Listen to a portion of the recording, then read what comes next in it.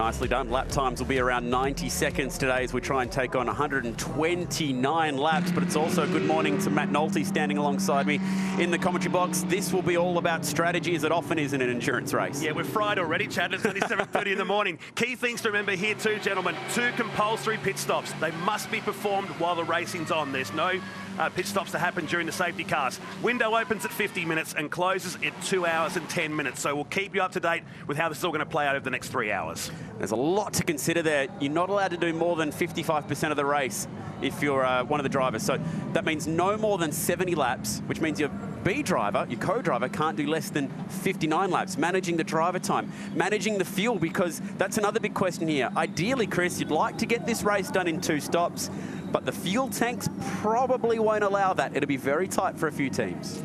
Yeah, I think that's going to be really interesting to see. The cars, obviously, and teams are going to want to try and get to that point where they can get their co-driver out, but that's going to be really tight on fuel. So definitely going to be an interesting race to watch on that part. With so much action in the pits, it's good to have Cameron Vanderdungen watching on down in the lane. Well, you wouldn't be shocked, guys. I've been running up and down talking to the teams about those strategies. Tony D'Alberto was out on the lane earlier, and he's confirmed to me that the co-drivers or the B drivers or the amateur drivers who are starting this race will most likely double stint at the start. So we'll see them, like we do with the Sandown 500, probably run longer than their pro drivers. 2 cars, or 2 types of cars with question marks over them from a fuel point of view. The McLaren, there's about 10 to 11 laps, Chad, that they may be short for having that 2-stop strategy. And there's a question over the Lamborghini Rexes as well. So I'll be doing my best to keep you up to speed, guys, but plenty's going to play out down here. Thank you, Cameron. We did see a 50-lap stint out of the McLaren last year to start off the race. That would get you pretty close to getting to the end, but it'd leave you about 7 laps short on fuel. That car leading the field away, the Vodafone safety car, if it comes out in this race, it might fix up the fuel strategy issues for a few of these teams. But last year, on this Saturday morning race, it went safety car free for 101 laps. The other possibility here is we might tick over. If we do get this race in, it'll be the longest ever distance for an endurance race, a GT race here in this country, which would be quite impressive. Beautiful morning to go racing. Fantastic. Race time last year was 2 hours, 37 minutes and 42 seconds, but we're going 28 laps longer this year. A lot to think about. Strategy will be key. Having a good B driver in the car will also be key. And that man there, Liam Talbot, is one of the best that you can have in terms of co-drivers this weekend. This is how they'll start. It is the lower ranked driver that takes the wheel. So Talbot, Emery on the front row. It's Porsche versus Audi. Hackett and Ross on row number 2. Watch out for that beautiful Mercedes inside row number 2. Tony D'Alberto will be taking the car off Max Twigg in the pit stops. Gordon O'Keefe have been very strong so far this weekend. Craig Baird sharing with Scott Taylor this weekend. Baird competed in the first ever 500k race here back in 1990 as a 20-year-old. Watch out for young Jackson Evans driving with Tim Miles. They're leading the championship. There's Lamborghinis and BMWs as well in this 17-car field. McConville driving one of the new Zagami Autosport GT3s, but it's Adrian Dietz starting that car. We've got the Maranello Motorsport 488 out there as well. 7 different marques in total. We've got V6s, V8s and V10s. No V12s this year. Last year's Aston Martin, which won the race, not on the grid. It was a real fairy tale finish last year with George and Andrew Miedeke winning this one. Who will take out the 501Ks at Sydney Motorsport Park on this brisk Saturday morning? Thankfully, conditions a little bit better than yesterday. Yeah, looking out the window here, it's a ripper day outside, Chad, and you know, that wind's nowhere near the speed it was yesterday, so that could bring up some interesting points as well there. Depending on the way the guys approached it yesterday, if they were reluctant to tune the car because of the wind direction, you know, they could have a completely different balance going into today's race. So if this race was to go green right the way through, we should go around 3 hours, 13 minutes to get this race done. We went safety car free. Can we do it again in 2017? To think that the next round of the Virgin Australia Supercars Championship, the Wilson Security Sandown 500, that is such a big race unto itself. And this is a 500k race to start off the Saturday. Thank you for joining us. Lock it in. This is going to be a massive 501k journey. Audi versus Porsche on the front row. The Vodafone safety car says have at it. Not allowed to break formation until you cross over the control line. You must go over your grid box. Taylor's right up the back of Twig. There's a big gap in between them as well. As we get set, And we go green at the Sydney Motorsport Park 501. Going to be careful not to overlap in the background. Great start on the outside for Emery. He wants the lead. He drives in, and there's contact between himself and Talbot in turn one. He goes flying off backwards. Definitely contact between the Audi and the Porsche. He knew it was so important to get the lead of this race at the beginning. Drama from the outset. Oh, they'll be talking about this one. Wow, that was wasn't expecting that one off the line. You know, everyone's still cold tyres. There was only one warm-up lap, and obviously, yeah, right into it off the line. So everyone's just trying to jostle for position at this point. Fraser Ross still on the attack. The Ferrari up the inside of BMW, not quite there. Emery stuck. Hasn't gone to the sand trap. Can he get that thing back on the track? Needs to stay on the lead lap. Tony Quinn in the McLaren fighting through. Wow. Drama, drama, drama. And he's got it going on the lead lap. Nice work, Jeff Emery. He has an absolute superstar co-driver. Kelvin van der Linde will be taking over that car later on.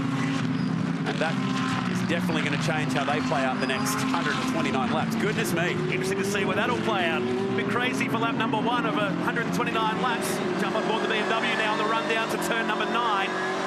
So frenetic start will have both the respective cabs up in arms and plenty of heat down in pit lane on lap number 1. You could tell it was important for Emery to lead Talbot early. That must have been their game plan, is get in front of that Porsche as soon as possible, because Talbot is very good at leading. What's it like being in a race car in this situation as O'Keefe just zips up the inside of the AMG and decides to pull out of it? If you've been involved in an incident like that, whoa, Taylor wide. Just about gets it caught. Oh, no, he's going to go into the fence. That's a huge accident. It hooked hard left off the curb. We've seen so many cars find that inside wall over the years here at Sydney Motorsport Park. You saw him run high, and it just went and bit the inside wall very hard indeed. This will be a Vodafone safety car, surely. And Craig Baird will not be taking the wheel of the STM AMG. Safety car is out. Oh boy. Very, you know, you touched on it then, Chad. We've seen lots of cars over the years going in that corner. He would have been watching his mirrors down the front straight, saw Dylan O'Keefe on his inside, went in there slightly deep, missed the apex by only a car width, and the tyres would have still been probably a little bit cold, and dropped the wheel on the exit, and that's the result. Hopefully he's okay. That is such a shame for Scott Taylor. That car had hefty repairs after a big accident in the opening lap at Barbagallo Raceway in the Sprint Championship. Now, what do you do strategy-wise? A lot of people were speculating if an early safety car was to come out, that teams would opt for an early stop, maybe even a driver change. This doesn't count for your compulsory time pit stop. The window isn't open yet, but you can pit for fuel, you can pit for tyres and a driver change right now. And there is a forlorn-looking Craig Baird.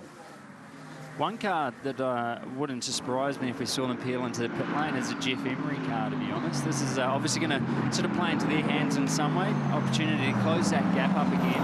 And then potentially the Melbourne Performance team might choose to put their lead driver into the car to try and make some of that ground back, get some of that track position back. Well, Zagami Autosports decided to roll the dice. Will this be a driver change? Will Cam McConville be ready to go? Or are they just going to take on fuel? That looks like a driver change to me. Yep, Cameron McConville hops in.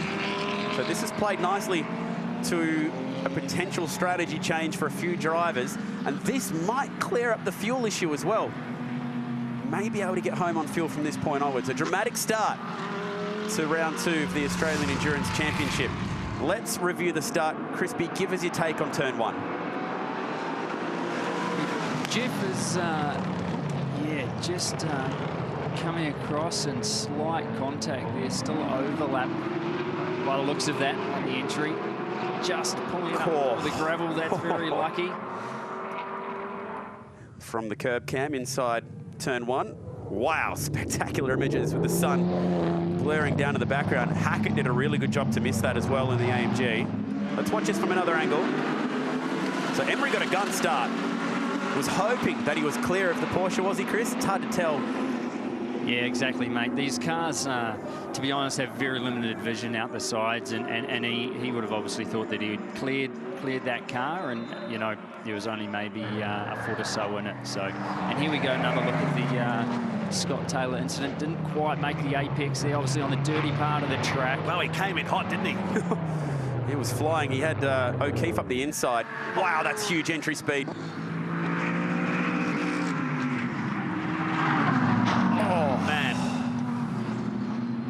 Gee, these new AMGs have taken some hits this year. That car, well, you think the STM team had a big one at the 12 hour, right. a big one at Barbagallo. We had Bates in the wall recently at Townsville. We had one at Clipsal on debut. Hackett had one at Clipsal as well. That's at least 5 or 6 big accidents that the new AMG has had now. So hopefully Scotty's okay down there. He did have a big crash in Carrera Cup as well at the Gold Coast last year, where he had to serve a bit of time on the sidelines, out injured. So the Vodafone safety car is out here, lap number 3, so we're not going to go safety car free in 2017. Adrian Dietz has come in. Cameron Conville's jumped into that car. Emery, and you picked it, Chris? Yeah, so they've obviously done that lap, caught the back of the train. Now they're going to take the opportunity to at least refuel that car, if not potentially have a driver change at the same time. So I'm interested to see down here if Kelvin van der Linde is prepared for a pit stop, and he's actually pulled up in the box on the incorrect angle there, but they are doing their driver change. Jeff, just worry Looks about like a bit of chaos now. Okay, go.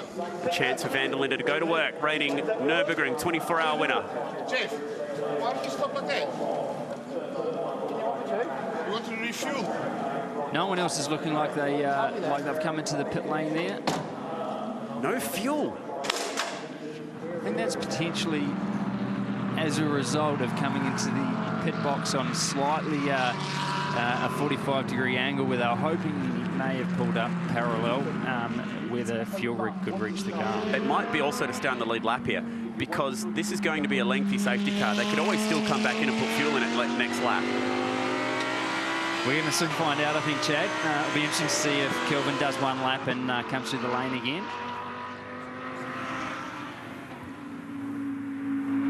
They're going to be restarting this race from the back of the pack.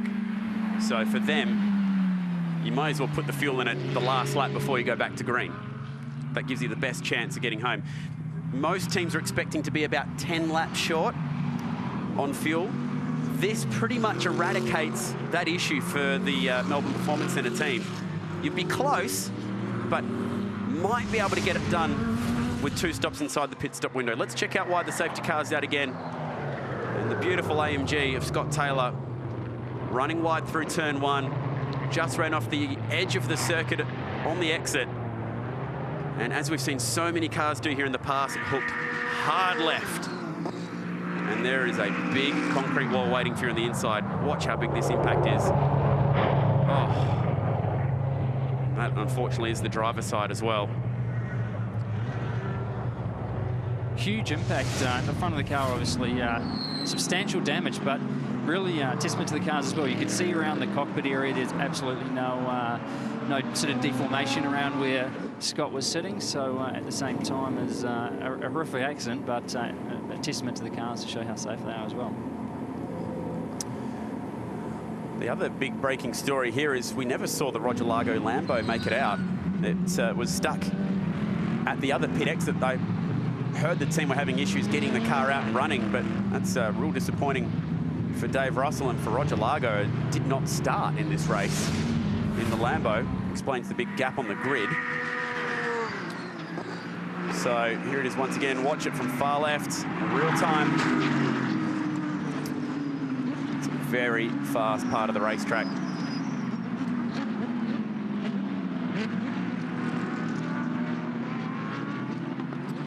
But good to see him moving around in that car straight away with his hands on the wheel. And that is even better news. Helmet off, climbing out of the AMG under his own steam. And we'll take a ride on the stretcher.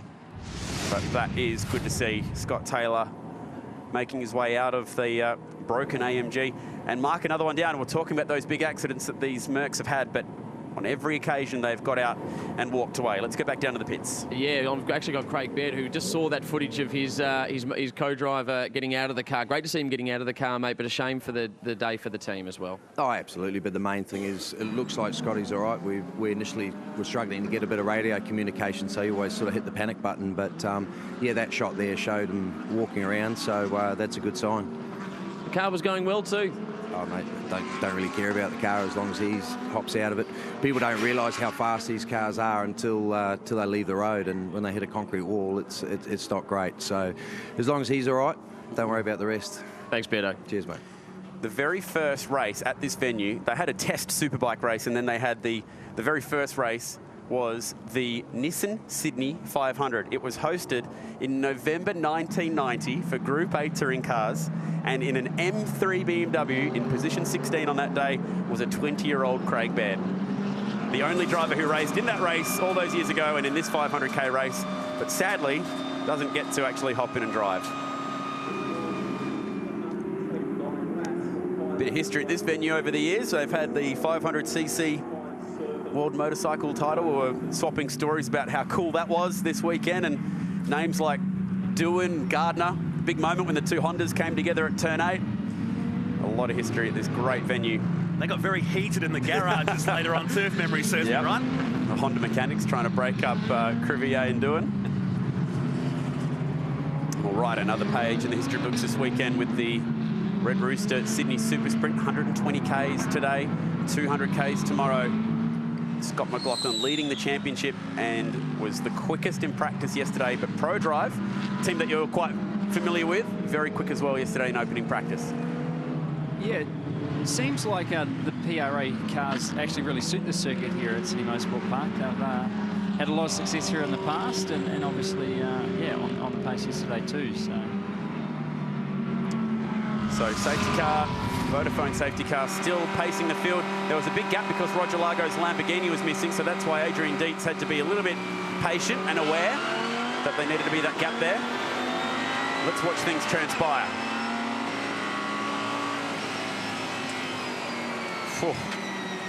That must be a nervous feeling. Quite lucky there, to be honest, that Jeff Emery's car did spin to the outside of the track, because if it spun in towards the infield, it could have been a fairly different result. It's amazing that everyone kept going after that. Well, that looked like it could have been much bigger, you're right, with Emery spinning in front of the pack at one of Australia's fastest corners. Thankfully, it wasn't as bad as it could have been. You can see how everyone was taking it so quietly on that first lap. I mean, it is very cold conditions out there yesterday and absolutely no grip on the circuit after the overnight winds. Just take it nice and easy around the backside of the circuit. Well, it's probably worth mentioning it's actually 9 degrees here at the circuit right now, so track temperature... It looks warm outside, but it's not. Nowhere near the sort of 30 to 40 degrees track temp where these cars are used to operating in. Let's check it out from James Bergmüller's point of view. Looks tight there in front of James too, nearly going 3 abreast there, and the other the other Audi getting forced a little bit wide. It's hard to actually see the car spin off the track from that angle. Scott Taylor had a really solid start then, up the inside into turn 2, picking up a couple of positions. What a shame. Taylor was absolutely flying off the start there. Now through turn 3, you could see O'Keefe fighting in there as well with Hackett. He had one up the inside to watch out for. That was Miles leading this championship. But very ginger, everyone being quite cautious of these cold track conditions. We touched on the temperature out there. You know, the big difference as well going into a race, a long distance race like this, compared to what the guys have been experiencing throughout practice and qualifying, is that the teams would obviously have the tyre pressure at a much lower start point. So, you know, even though they can preheat the tyres and different things, they will take a longer time to come on. So, you know, the tyres moving around a lot, and in qualifying we saw them come on lap sort of 3 to 4. You know, before they get up to their operating temp, it might not be till lap sort of 6 or 7 in the race. When do you feel that? Is it a gradual thing you feel that behind the wheel, or just got to have confidence?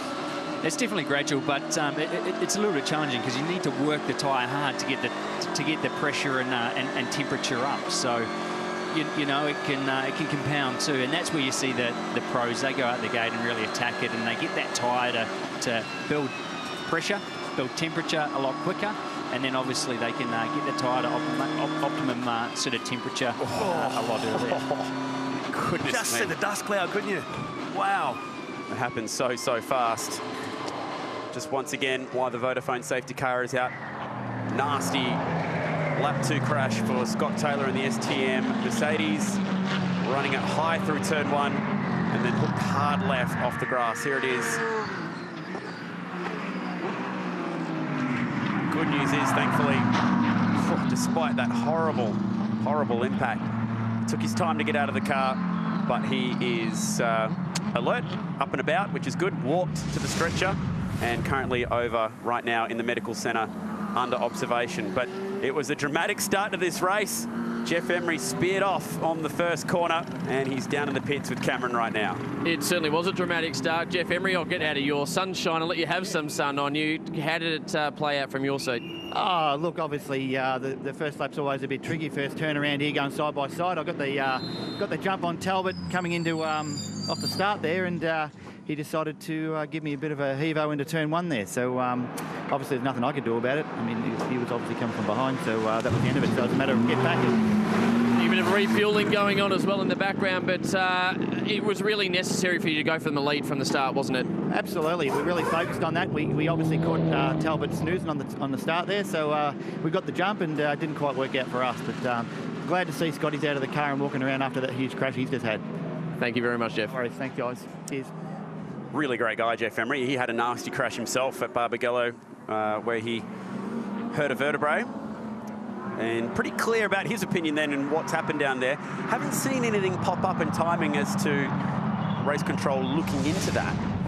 Hasn't said that it's under investigation or anything, but fair to say that it's at least going to catch their attention when the 2 leaders get into each other on lap 1, turn 1. Exactly, and the other thing, you know, we saw then a couple of other guys taking the opportunity now to make their pit stops as well. They topped the fuel up exactly as you said. They waited for a few laps until they did clear some of the debris and the vehicle down there at the exit of turn 1, and they fueled up. Kelvin Vanderland is R8 LMS GT3, and he's back on the way. Oh, goodness me. Huge damage on that car. Beardo summed it up perfectly, though. At the end of the day, the car's repairable. The main thing was that Scott jumped out and he looked okay. So still behind the Vodafone safety car. That was the Hog's Breath AMG that made a stop then as well. Mark Griffith driving that car this weekend with Dominic Baumann, one of the biggest names in European GT3 racing. Great to have him in Australia this weekend. Looking forward to seeing him take the wheel. Not sure if there was a driver change in that stop. It was pretty brief. Try and chase it up whether it was fuel or if Baumann has been plugged in to car number 63. So, guys, track temperature, I know you talked about it before. I've jumped in with Pirelli and they've said it's 12 degrees out there at the moment. The other concern is, and I'm sure you can tell us about this, Crispy, in a longer race, they do start them on much lower pressures. So low track temperature, low pressures, and a long time behind a safety car leads to what, Chad? Not a lot of tyre temps and pressures when we go back to racing, I imagine, Chris. Exactly right. You know, it's been said a few times before, safety cars breed safety cars, and that's sort of the reason why at the end of the day the tyres drop in temp. You can see Liam Talbot behind the safety car there, still trying to work those tyres as much as possible on these safety car laps to try and retain the temperature in the tyre for the restart. There's a couple of ways the drivers can do that too. You can actually retain a lot of temperature through longitudinal accelerating and braking. The brake temperature actually radiates out through the rim and into the tyre itself. Or obviously weaving, as you can see the guys doing at the moment. So they're working hard to try and retain as much temperature as possible for the restart. We can't be too far away from getting this restart. The McLaren teams believe they were roughly 11 laps short on fuel. We've had 7 laps now behind the safety car. This is time to make some pretty big decisions. Do you come into the pits now, if you're that McLaren of Fraser Ross in P3? give up very good track position in the hope that you could get home from this point on with just those 2 compulsory stops that you have to make in the window. I don't know if there's many people that could work that out apart from the guys in their garage at the moment. It's going to be tight, I would have thought. They said they're 11 laps short. We're getting very close to that lap 11 mark. From there, they could make it on fuel, but would they be able to clear the amount of driver laps and stop inside the actual window to get home on fuel from there? That's the big question. So many factors to work in here. You need to worry about not letting a driver do more than 70 laps. You need to worry about how much fuel you can get, or how many laps you can get out of a tank, and then stopping twice inside that pit stop window. They've really thrown the regulations at them this weekend to try and make them think. I think they've achieved that. This race last year was very simple in terms of strategy. Everyone followed pretty much the par of the course, being stop on lap 27, do a 46 lap stint, get your AM driver out, get your A driver back in to finish the race. That simply won't work today. So it really forces the teams to come up with some fresh thinking, and already we're seeing different strategies play out. Yeah, I think this is going to really heat up once this race goes back to green. You know, we've got Van der Linde currently back in P14, but a lot of the B drivers, I guess, in front of him. So he's going to be pushing hard to try and get some track position back while the field is condensed. Vodafone safety car will come in at the end of this lap. So it's 9 laps of hand behind the safety car when it comes in. Talbot, who started from pole position, teaming up with John Martin, who's back in the country and really enjoying his life back on the Gold Coast these days. Now, I know that we've got a pretty good battle at the front here, very good battle between Liam Talbot, Twigg and Fraser Ross. But can we just think about this scenario at the back of the pack? Coming through here, car 74, reigning Nürburgring 24-hour champion. And in car 19, that is Dominik Baumann, who has taken the wheel, the hotshot Austrian driver. We have essentially got a reverse grid race from this point onwards. This restart is a reverse grid race. You've got the gentleman drivers or semi-pro drivers at the front, and then you've got 2 of, if not the best and most hotly rated GT drivers in the world starting off the back. Cold tyres, cold morning, strategy to play out. Keep an eye out for these 2, because they will be the wolves out amongst the sheep for the next 30 minutes. This is going to be entertaining. Do not write those 2 guys off at the back. They could be leading this race by the time the pit stop window opens up, which in 28 minutes, by the way. Yeah. Tickets, please. This is going to be a good show.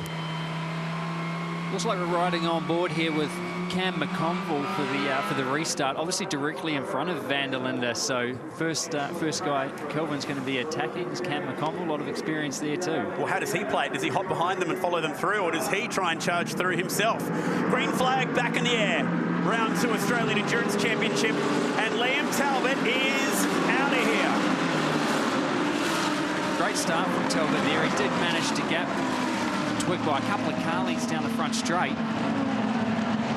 Oh, Talbot just running it wide through turn 1, but flicked up the dust. Heavy under brakes at turn 2. That was close. That was Miles up the inside of Hackett. Aborted the move. Talbot knowing now, surely, that there are some pretty big names out there trying to get away. Already the 74's picked off 3 drivers. Bauman's playing things a little bit more cautious at the moment. He knows there is a long, long way to go. Great restart from Liam Talbot, wasn't it? Down into turn number 1. It's still on the background here. Miles trying to get his way through the field. Well, this is already the 74. This is how many cars he's passed. He is not messing around. Van der Linde flying through the field. Up to 9th already on this restart. Here he comes. Up the inside at turn 7. That's nice. Get through on Peter Edwards. If there's one thing we've noticed from watching this young South African in Australia this year, he oozes aggression. Huge, and he's got the over and under initiated there too. He's on the inside. Oh! And bail out. That was tight. Only just. Sure, on the inside at turn 11. I haven't seen too many moves stick there over the years. Made it look easy too. We touched on it before, but he knows this is his time to try and make back as much ground as possible. While the field's relatively condensed, the longer it obviously runs before he gets those positions, the harder it's going to be to sort of keep in touch with those lead cars. McConville up the inside of Taylor. Taylor on the podium in this race last year. Talbot 2 seconds quicker on that opening stanza. It's down the inside he goes on his teammate at the top of turn number 2. Miles, the championship leader, makes that one easy. He made 7 positions in one lap. Yeah. That's ridiculous. We love watching the hot shot factory Audi drivers at work when they arrive in Australia, whether it's Christopher Mees, Christopher Haase or Kelvin van der Linde. They always show up to play. Next on the hit lists. Let's see, can he get through on Peter Hackett? Hackett's no slouch either. This is a man who is pretty much head of AMG's driver training in Australia. Turn 7, he'll have a look. Headlights flashing. Watch out for the Audi R8. The reigning Nürburgring 24-hour champion is on a charge, and Hackett's going to make it difficult. Don't tell me you've got a long way. We're looking to get under him at the apex. Couldn't quite do it. Hackett hit the mark there and eliminate any possibility of the over and under. Oof. Well, these are two of the favourites for this race. Hackett sharing with Dom Story. Story and van der Linde were very even in terms of their times yesterday. Hackett leaves the door open in turn 11. Van der Linde just goes scything on through. It's amazing to watch a guy like this. You know, he's done so many miles lately in the R8. His confidence is obviously sky high. He knows the limits of the car, and he's driving to the absolute limit of the car every single lap. He's left McConville and Baumann in his wake. We ride on board with Cam McConville. We fancied a crack then on Edwards, but Edwards is really late on the brakes, following Bergmuller wide. Double apex turn 2. Grabs third gear. You can just see the readout on the dash and the low light here still this morning. He's got a run now on the Ferrari. Under brakes at turn 4 is tough. Can't get it stuck. Baumann also all over the back of McConville. Keen to get a wriggle on here in the big hog's breath AMG. They fan out towards turn 6. Action aplenty. O'Keefe on Fraser Ross. Ross with plenty of experience now in the Total Lubricants 650S McLaren. He'll be sharing that with Warren Luff today. Very handy endurance driver. 2-time Pertec Enduro Cup winner and reigning Sandown 500 champion. And I think that was Greg Taylor just running over our camera here on the curve of the exit at turn 8.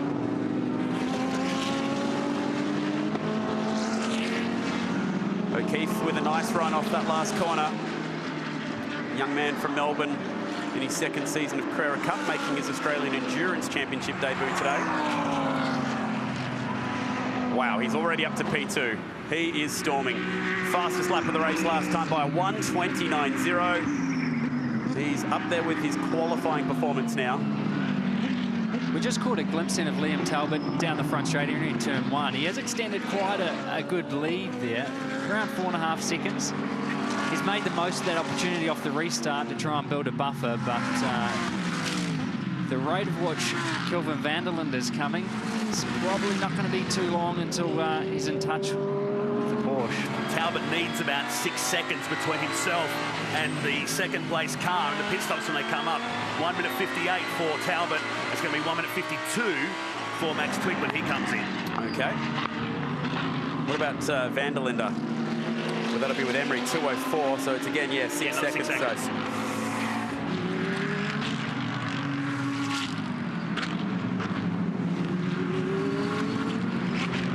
Baumann all over the back now of the Audi. He's got through on McConville. Let's just see how this played out. Oh, nice, between turns 4 and 5. Such a short run between those two corners, so you don't often see a pass there. Obviously just got an extremely good run through turn 4. This battle pack is seriously heating up. You've got Bergmuller at the front, Edwards, a couple of pro boys to watch out for. We're right on board with one of them, McConville, behind Dominic Baumann, former Blancpain GT champion.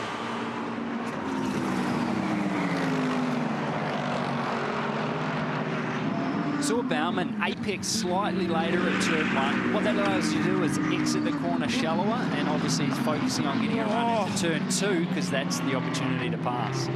Nice move, Edwards sneaking on through. Baumann might be there as well. He's just side by side with Bergmuller, who gives him the room. Nice driving. McConville will want to pounce here. Can't make it stick in turn 4. Edwards driving that 488 beautifully right now. Sharing with Graham Smythe, fast Kiwi driver. Maranello Motorsports bringing 488 to the Endurance Championship. Reigning Bathurst 12-hour winners. Oh, Edwards a little bit wide at 6. Bauman stuck the nose in. Back to the battle between Ross and O'Keefe. He's got Hackett for company. Miles catching them as well. Miles driving beautifully. The championship leader will be sharing that car with Jackson Evans, young hotshot Kiwi driver on the up in his career. They've set a frantic pace early. Oh, Edwards bowls are wide at turn 10, but Bauman can't quite capitalise. 2 mistakes he's made on this lap alone. The one down to turn 6, almost ran off the track down there. So 16 in the books. Battle now in the front as well and truly on. It's less than half a second between Talbot and Kelvin van der Linde now. So they work through number 2, and that's the first sign of Liam Talbot in a bit of trouble there. And van der Linde look around the outside. Wow.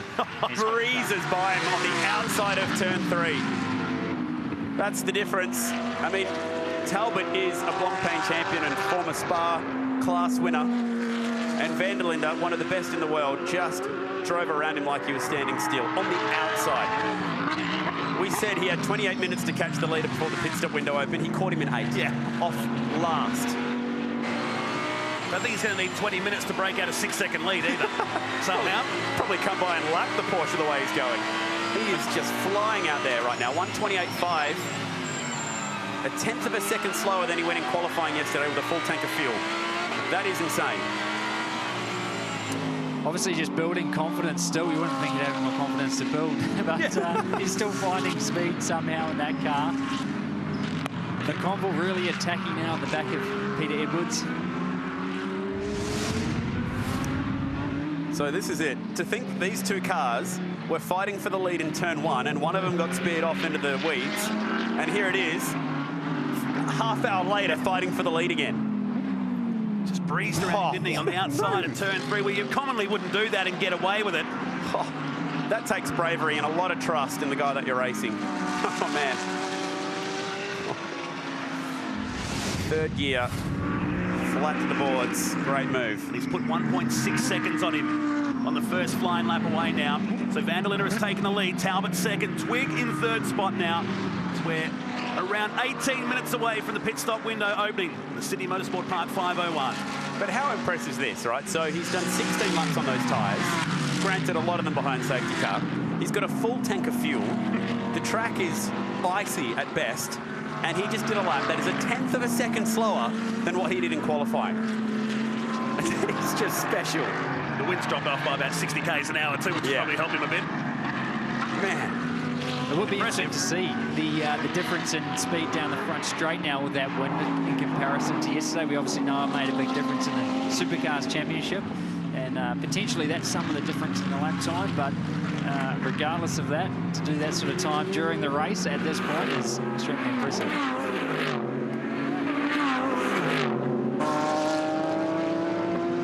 Cameron updated us before the race that the majority of the teams will be trying to double stint their lower rated driver at the beginning of the race. A double stint is where you serve a pit stop but keep your driver in there to go out and do another round of laps before coming back in for the driver change. So 2 stints to start off the race.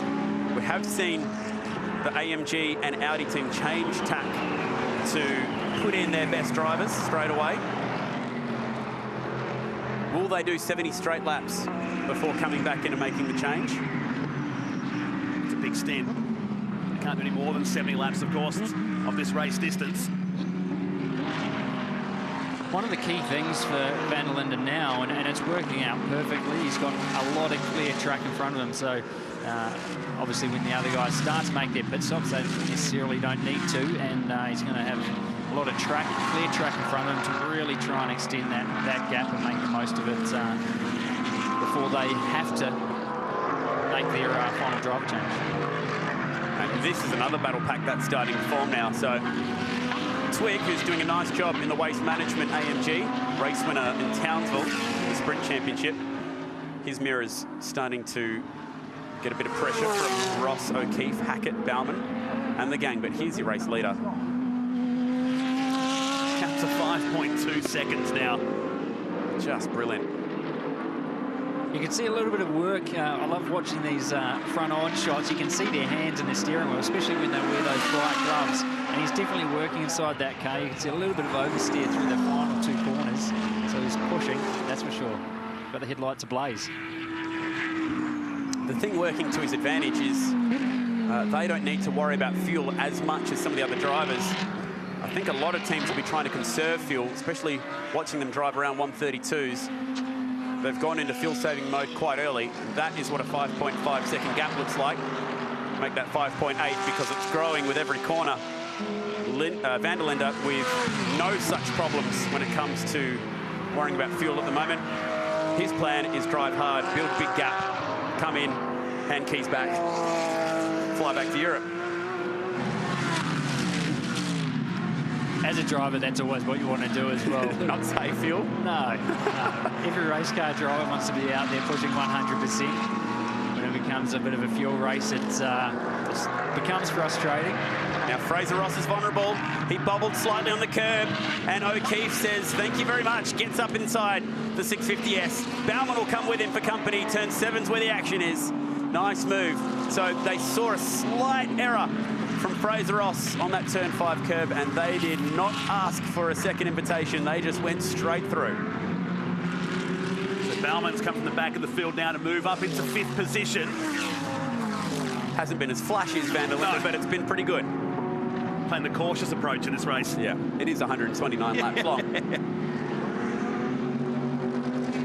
But they've also taken on fuel as well in that car, so that will surely help out come later in the race. It might not mean that you can get home on fuel completely, but it will at least mean a shorter stop time for fuel if you need a splash and dash at some point.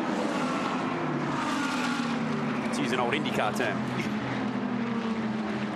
That's the difference between Miles and Hackett, taking out nearly a second at last time through. So Tim Miles driving brilliantly. He's got McConville for company. Let's go on board with the man from Melbourne, former Australian Formula Ford champion. Raced at Darwin in the Virgin Australia Supercars in car 3. He's doing double duties up there that weekend. Jumping down the supercar into the Carrera Cup car in the heat of Darwin. It's in 9th position to work lap 20 of 129. We've had one safety car. If you've just joined our coverage here this morning at Sydney Motorsport Park, Kelvin Van der Linde from the back of the field is now leading by just over 8 seconds. Tim Miles has just missed the apex a couple of times there, down at turn 6. Obviously, starting to feel the pressure with Cam McConville behind him there. Hopefully he just keeps his eyes forward. Seems to have the measure at this point. Steak versus chicken down there at turn 11. The Flame Grill moves on through. This is the Red Rooster Super Sprint. Baumann driving nicely. McConville now still working away in the back of the R8. Oh, it's such a committed corner. Could just watch cars go through there all day. There's actually a really cool place to do that inside turn 1. There's a building with a nice roof where you can just lean on the balcony and watch cars cruise through turn 1. Such a great venue to watch motorsport. These cars are really working in that part of the racetrack. Big rear diffusers, big wings, slick tyres. Built to do this, go around corners, stuck, glued to the road. You see the sort of deflection in the wing mount moving a fair bit there, sort of showing the amount of load that's going down through that wing at the same time. Rear engine V10 R8. McConville was working, looking, trying, and making it stick down at turn 4. So doing a nice job. He's driven from the rear of the field now up to 8th.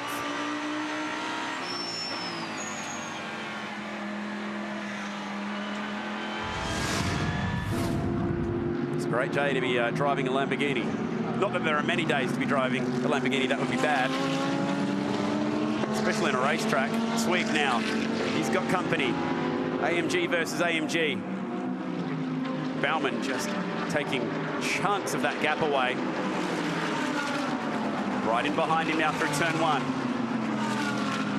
He's trying to set him up here for turn 2, perhaps. He couldn't do nothing down there in turn number 1. Now pulls out and should get the job done nicely here in turn 2. Carrying a lot of heat in. Oh, hello, ABS. Just tramp that middle pedal and hope it pulls you up. Nice stuff from the Austrian factory driver. Won the Blancpain Championship, sharing with Maxi Buick, who 12-hour fans might remember. Cannot wait to see Dom Story take over the other AMG that's left in this race. Very experienced, fast Kiwi.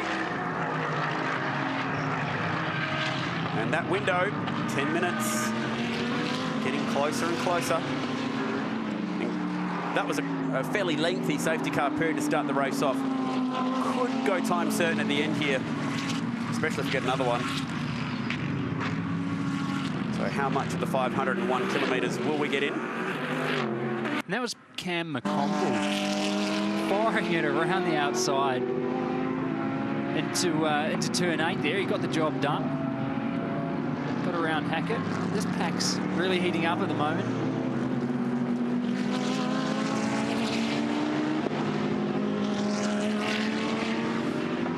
Baumann extended quite a gap over the pack there just in that one lap.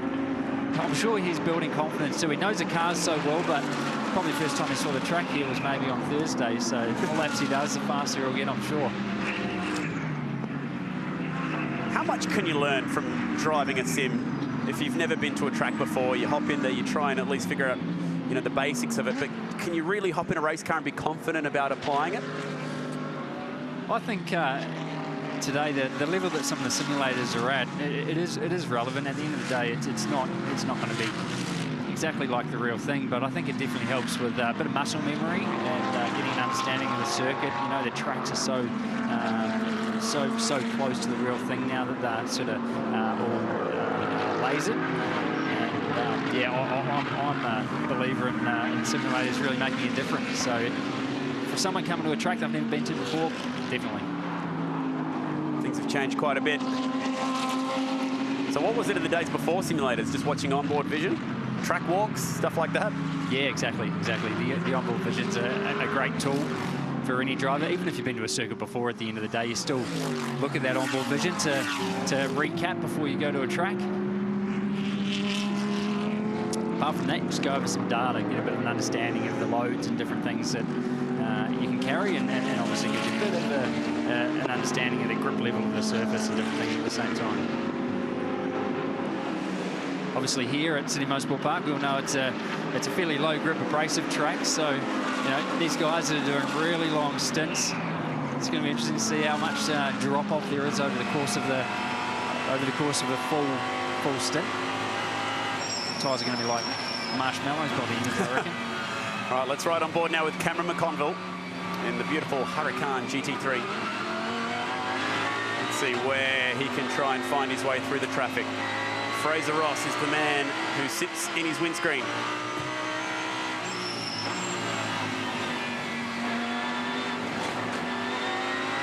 That's the sound of the curb on the inside of turn 4, that rattling, crunching sound, and he's got a nice run here with Ross bobbling on turn 5. Can he make it stick at 6? Yes! Nice move, Cameron McConville.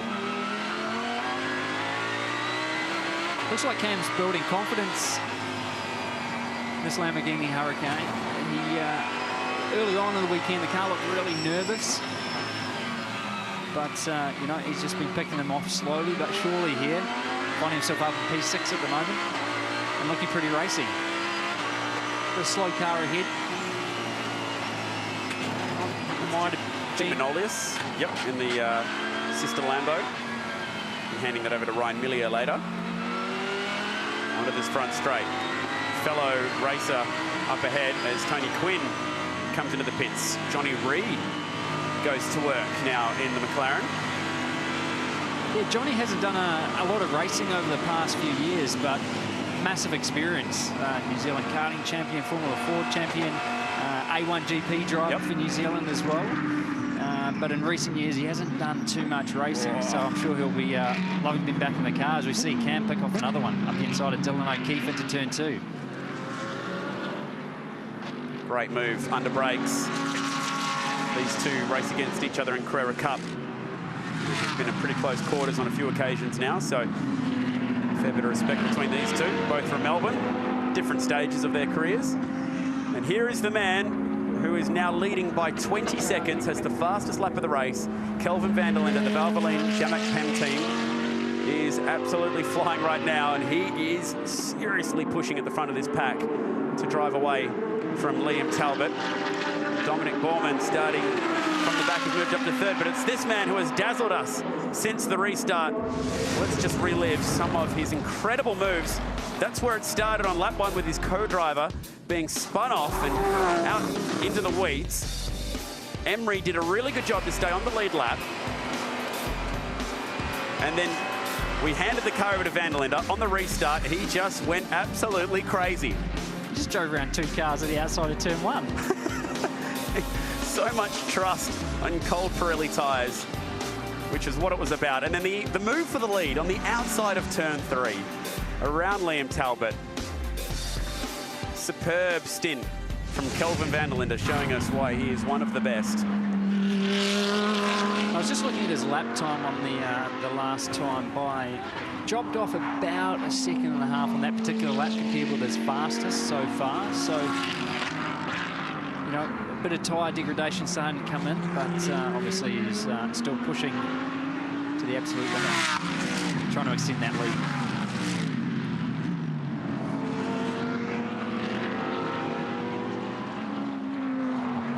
So this battle here, Tweak, who is co-driving with Tony D'Alberto. That's a pretty handy man to be able to stick in to a GT car. That's the Mercedes. O'Keefe sharing with Dan Gaunt, speaking of fast Kiwi drivers here this weekend. That's a pretty handy combination. Fraser Ross hands that car over to Warren Luff, and then behind them, Dom Story. So very impressive list of drivers getting set to hop into these cars when this pit stop window opens in 3 minutes' time. But will they hop in at the beginning, or will we see double stints, which was the early prediction? Has the safety car that came out on lap 2 changed the game plan away from a double stint to start the race? It's going to be interesting to see how it pans out. They've definitely got some options now. The standard strategy has been turned on its head.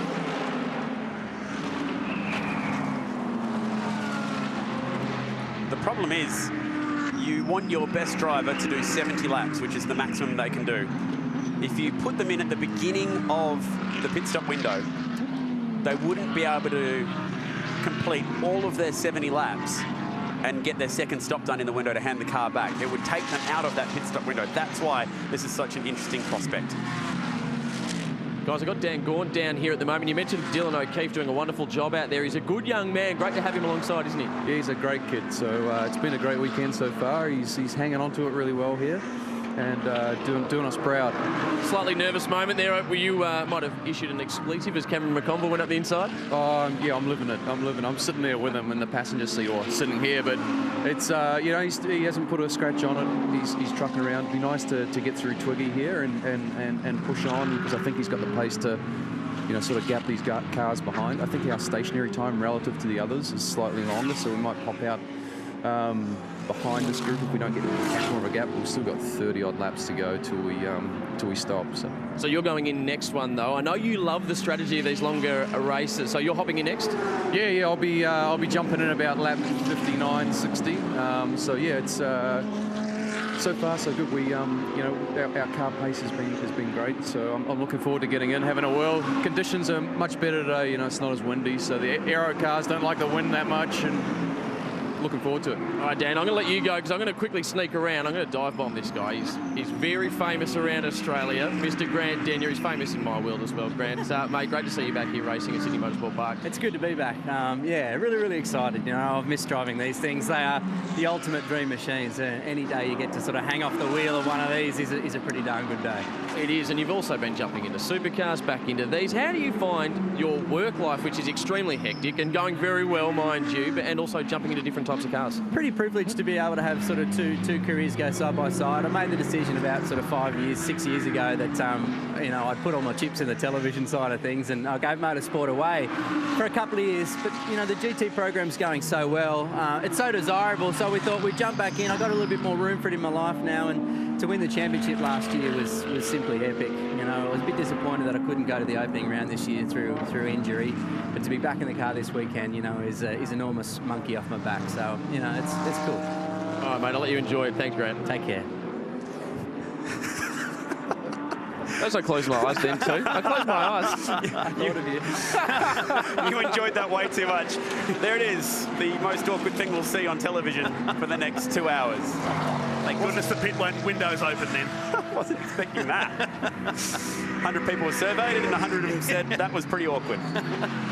He is the reigning Australian endurance champion though, Grant Denyer. He's actually a very good race car driver. Terrific TV host, but pretty handy in one of these things. A huge amount of experience with Grant. He's been around for a long time. Obviously just taking a bit of a hiatus over the last period, as he said, but eager to get back out there. And it's heating up on track too with Bauman on the back of Talbot now. It's on. He's worked away to catch him.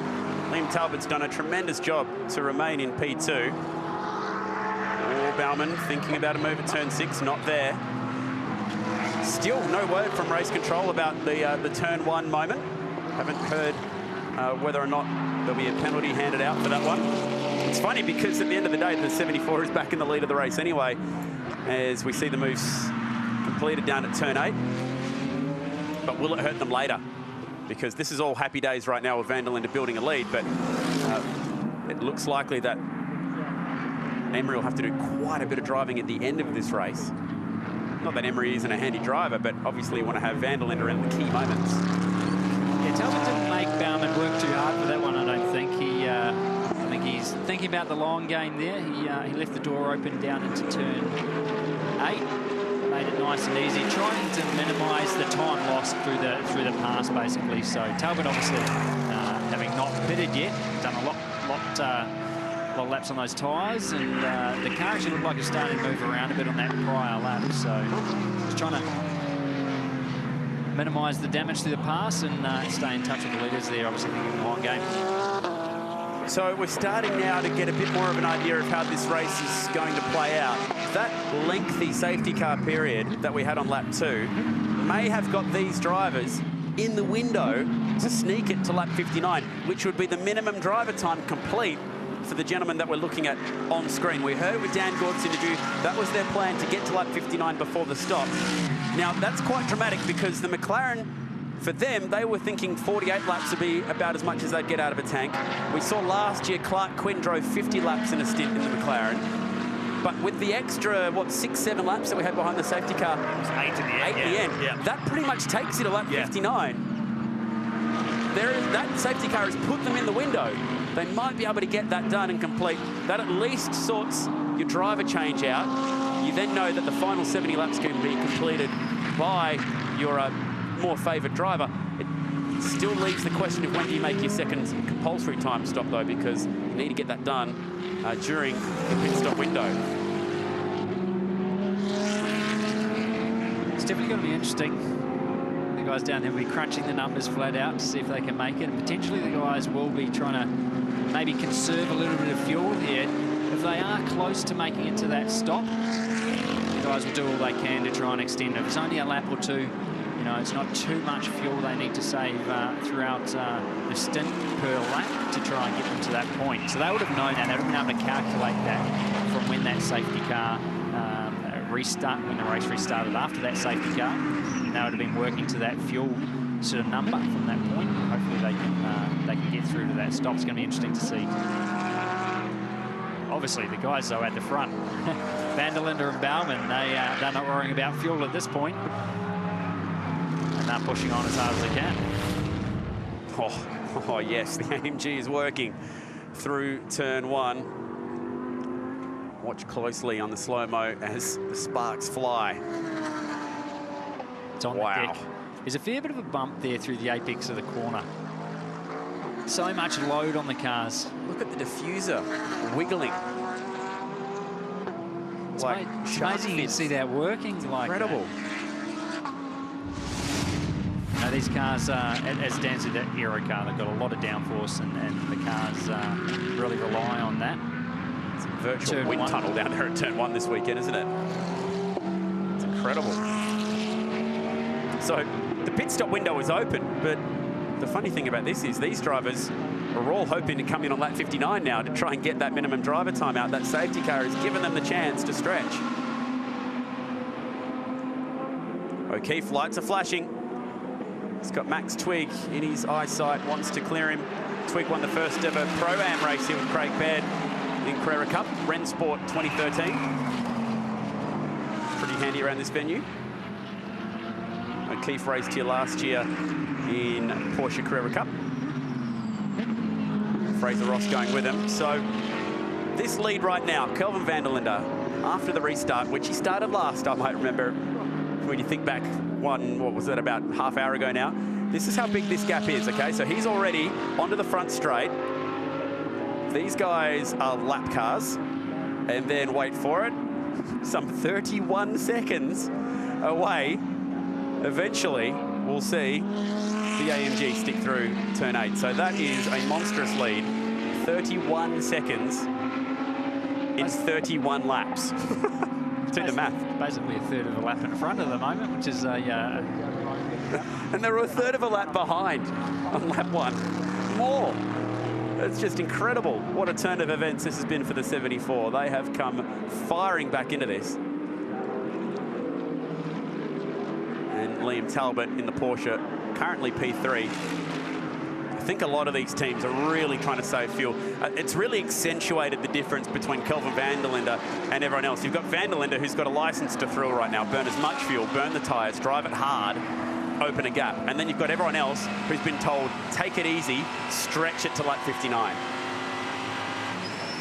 This is tight. This is McConville. Needs to try and get past Johnny Reid, ideally, as soon as he can. It did look like he's closed the gap slightly to Talbot, but being stuck behind this traffic's not going to help. Here we go. And O'Keefe's got him past Max Twigg. And wow, Twigg vulnerable to Ross. Ross trying to go the high line at turn 2. It's a long way around there. Can't make it stick. Hackett's there as well. They all want to get on with it, but they know that they need to try and stretch that field to lap 59. Now, Fraser Ross up the inside, and that was close. There was maybe contact, and the Waste Management AMG does a good job to gather it back up. But that's the sort of stuff that can cut down Pirelli tyres. This carbon fibre can slice through anything, particularly rubber. Got away with it though, maybe. He did. That's exactly what Dan Gaunt asked him, O'Keefe, to do, was clear Max Twigg and get on with it, try and make a bit of a buffer there to them. Would it be interesting to see where Dylan O'Keefe actually got by Max Twigg, but obviously had a bad run through the first sector there, and Fraser Ross took the opportunity as well to fire up the inside.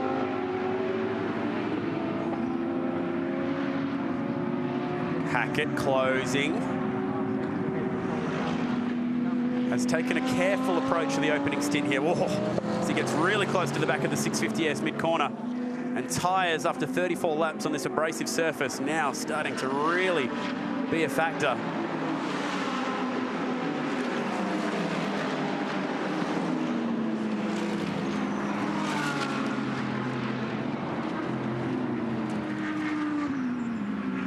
So 34 laps in here at City Motorsport Park today. Pit window is open if you just joined us, and we'll close.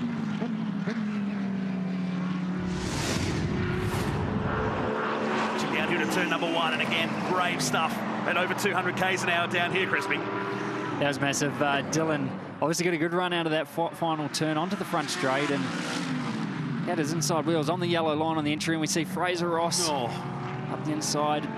He tried to pull out of there. It looked like he was a fair way up the inside to that point, but obviously saw Max coming across the apex. There's plenty of runoff room down there, but he was lucky to get away with that. Gap looks a bit more closer than what we saw last time round on board McConville on the way down to turn 9. He's some 45 seconds away from the leader, Kelvin van der Linde, who took the lead away from Liam Talbot after going off the track. In the very first corner, they went to the back of the field. In the space of 8 minutes, has gone back to the lead.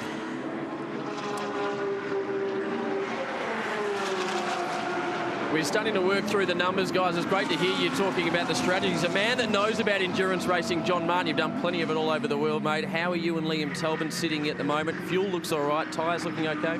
Yeah, fuel looks okay. Obviously, the safety car at the start helped us, but hopefully Scotty's okay. Looked like a pretty big hit, but that sort of helped us a little bit on the fuel number, so we're not too bad on that front. It's just the tyres. Obviously, around here, there's quite high tyre degradation, so he's, Teco's managing him a little bit at the moment, just sort of driving to a bit of a lap time, just so that it doesn't kill him. Sort of 10 laps to go, and then I'll get in about sort of just over halfway, and then hopefully bring it home.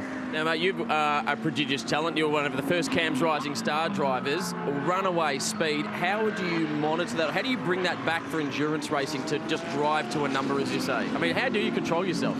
Yeah, I guess it's kind of difficult, but it's all about feel, obviously, in the car. You sort of got to feel the tyre and what it's doing, and obviously you have a lot of conversation and information from your engineer as well. They can see a lot more of what's going on outside the car than you can, so it's having that good relationship and then talking backwards and forwards with them to sort of work out where you are. Just quickly though, is this new standard issue merch for the team?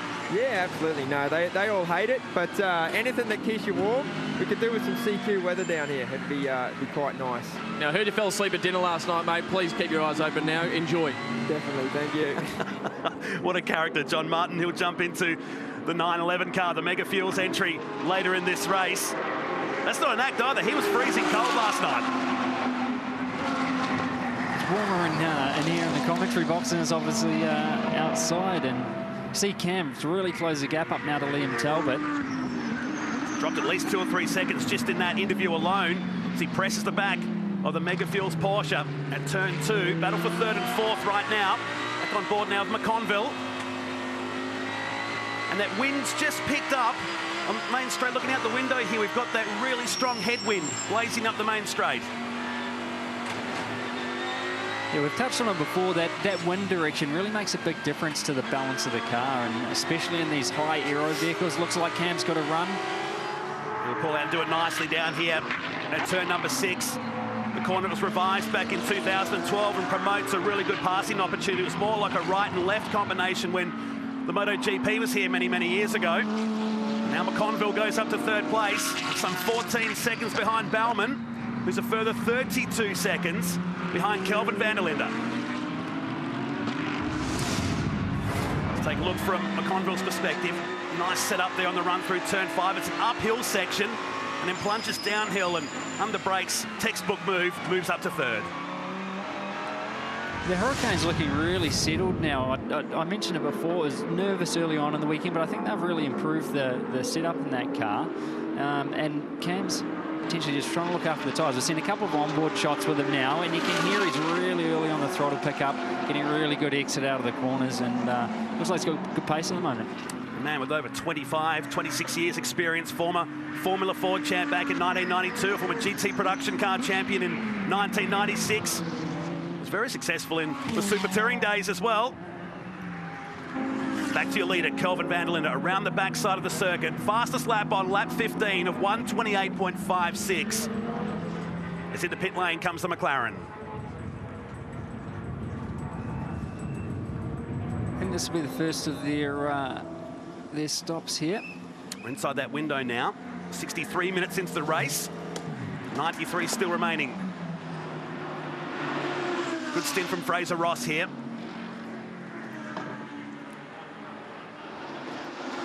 Fuel going in first. Seems very calm and relaxed down there in the pit. This is in the regulations. Can't do tyres and fuel at the same time, so safety. Have to do one or the other. Most teams will start with fuel. You can do the driver change at the same time, though.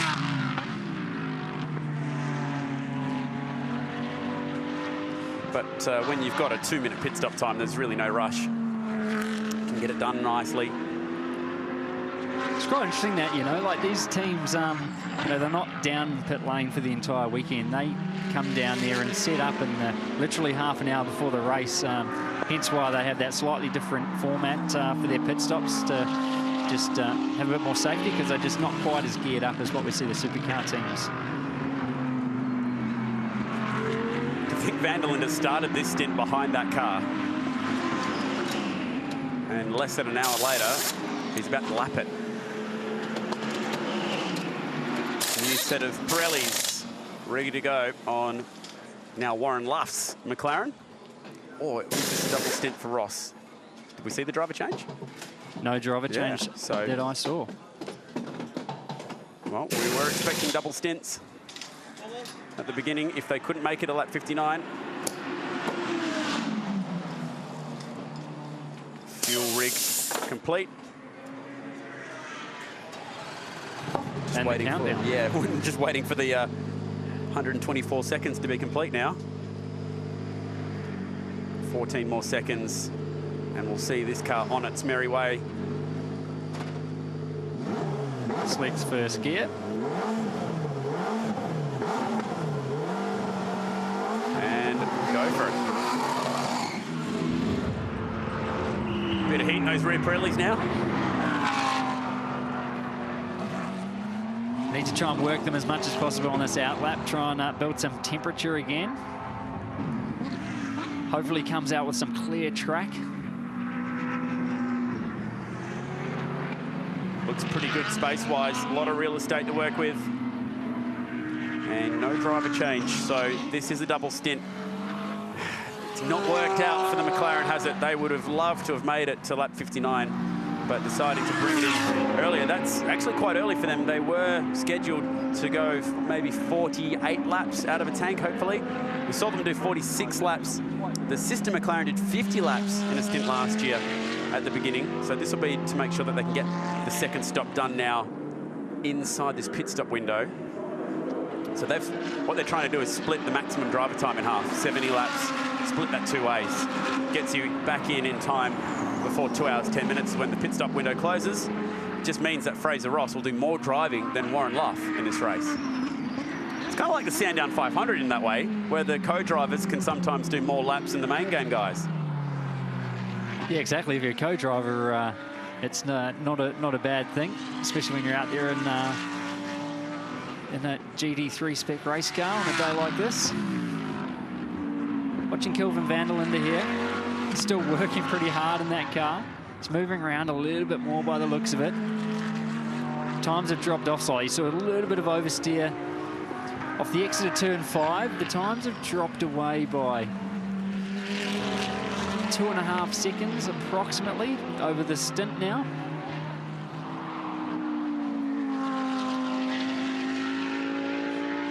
But still the fastest car on track. So this may actually give us an idea of how many laps we can get out of a tank with the Audi, if indeed they choose to run it all the way dry. They filled up on lap 7, completed about 2 or 3 laps behind the safety car and then went for it. We're expecting stints of between 45 and 50 laps in green flag conditions. But the other factor is you need to stop twice in the pit stop window, so they'll make that stop now. Job done for Kelvin Vanderlinde, at least for now. He will need to drive again if he gets out during this pit stop window. But for him, what's that, 35 laps pretty much completed. So he has done half of the allotted laps. I wouldn't be surprised if we saw a driver change here as well. I think the plan here would be keep him in the car, do another 35 laps, come back in. Gets you back in the window and maybe gets you around in time for one more stop, clean and green to the flag. Working away, little scrapes down the side from the Pirelli rubber as it chips away on this very abrasive surface. So the driver change for that team happened on lap 5. That means there's still 55 laps for Jeff Emery to complete. Could they get 55 laps out of a tank?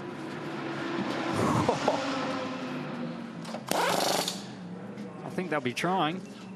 Just saw the Eagleston Motorsport AMG of Peter Hackett entering the pit lane as well.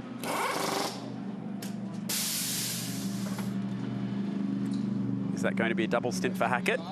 So no one's got near that lap 59 marker yet that they wanted to. If anyone can make it to lap 59, they will be in.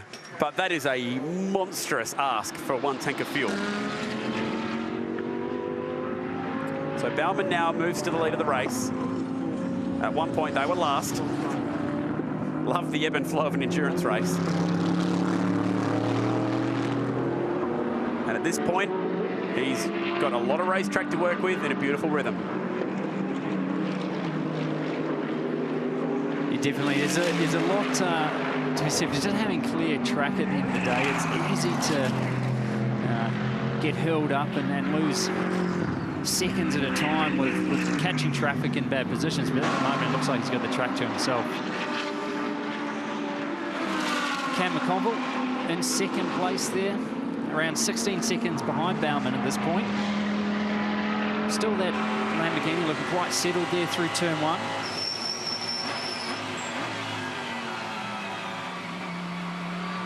Early on the throttle pickup again. Quite good power down on the exit of turn 2 there to minimal wheel spin. Really smooth through turn 3. And we see Van der Linde exiting in front of O'Keefe.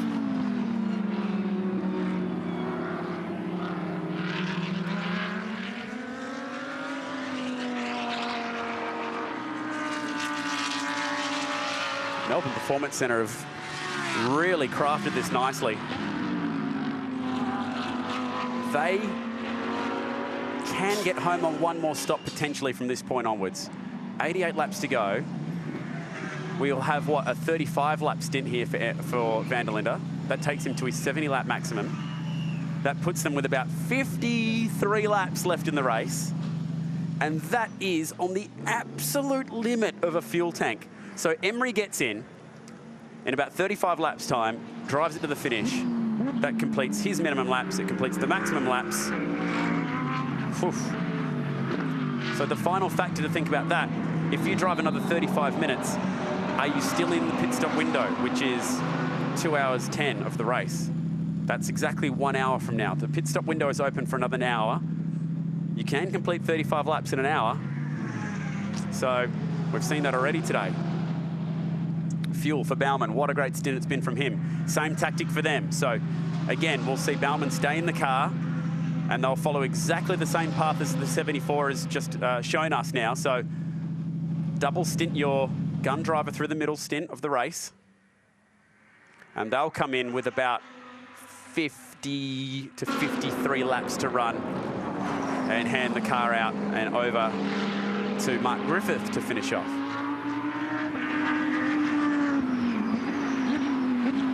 Championship leader, looking nice at the moment, sitting P4. Jackson Evans still to take over. And these guys have now completed 42 laps clean without having to make a stop.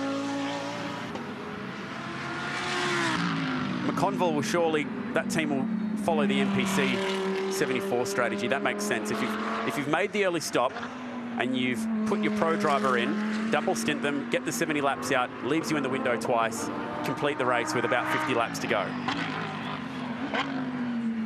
I'm glad you've got the numbers down, Pat, Chad, because I'm battling to keep up here. We see Twiggy. And if this race goes time certain, that'll help that little fuel scenario at the end even more. So the more I think about this, the more it's working out nicely for car 74. The thing that would ruin their day, a late race safety car, putting all the pro drivers on Emery's bumper. Because Emery will have to finish, same to Mark Griffith. Van der Linde with a fresh set of boots, on track to set some fast laps here. 1:28.5 is the fastest of the race, and he's turning up some purple sectors. So we're going to enjoy a nice period of this race right now. That should still be Dominic Bauman in the car. So they've completed about half of his laps, roughly 35. They'll be able to complete another 35 and then that takes him to his maximum 70. 86 laps to go, still plenty of times. And Fraser Ross on the attack here.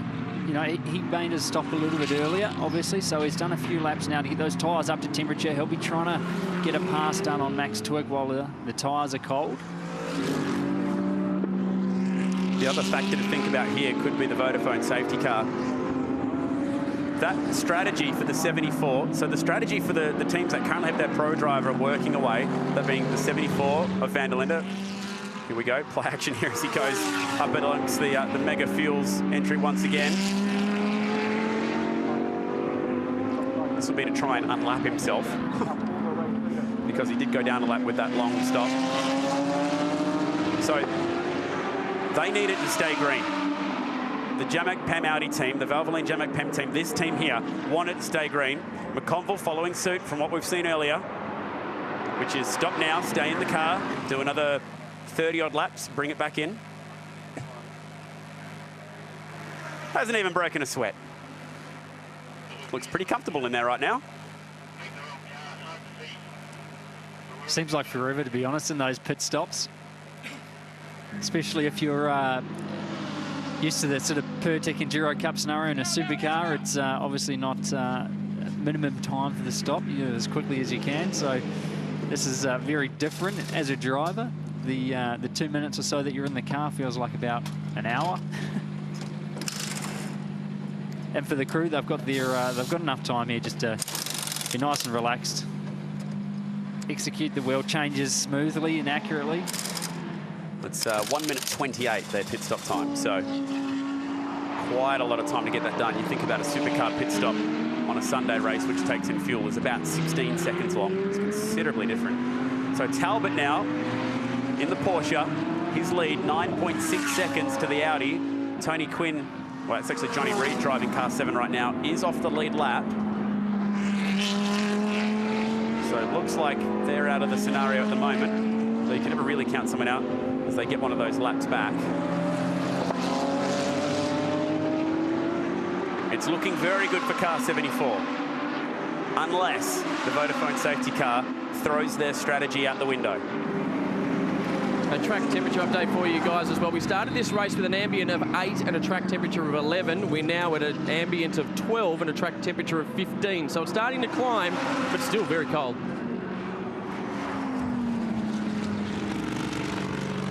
Here's Cam McConville exiting pit lane. Fresh set of tyres, fueled up.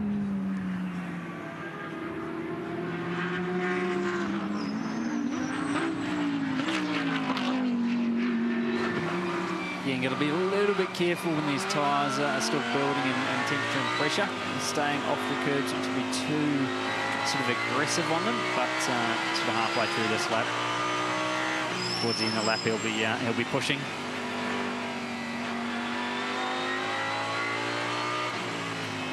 Sounds amazing riding inside the Lamborghini Hurricane. Again, just looks very smooth with all his inputs on the steering wheel here. No hint of any wheel spin, even on these fresh tyres.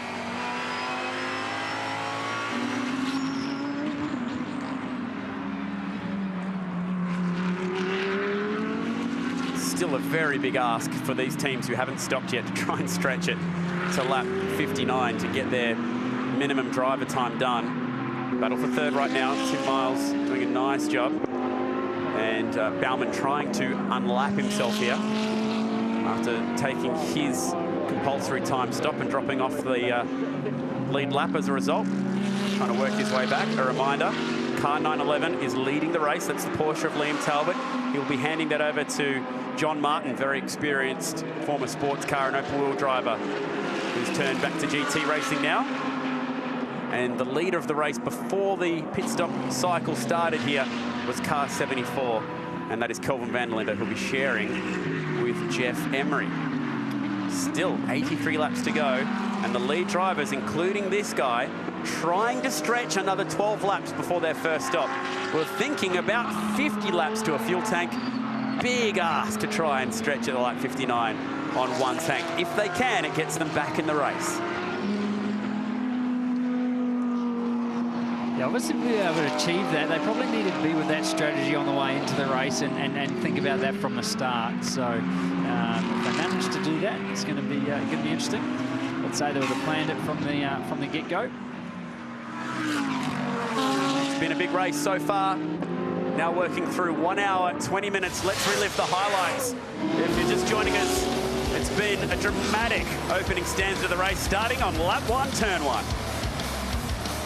Jeff Emery, great start, but just getting tagged in the right rear corner and spinning off the exit of the corner there. Stayed on the lead lap. Scott Taylor wide at turn 1, dropping those outside wheels, and a massive impact. Yeah, that was a huge moment for Scott Taylor. Brought out the Vodafone safety car. Craig Baird not driving that car today. Thankfully, we can report that Scott managed to get out, walk to the stretcher, has been taken to the medical centre.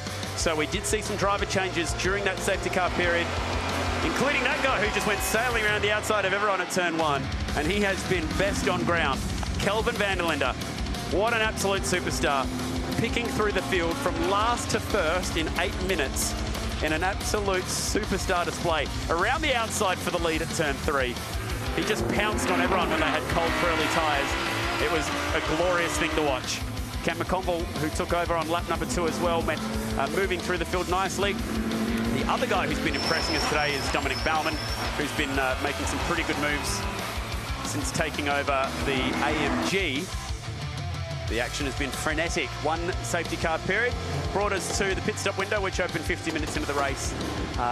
Pretty much half of the field has stopped, but only about 3 of them have served their compulsory time stop. The leader yet to pit, trying to stretch it to lap number 59. Here he is, it's Liam Talbot. If they can get to lap 59, it gives them a pretty good chance of stretching this on just the one more stop.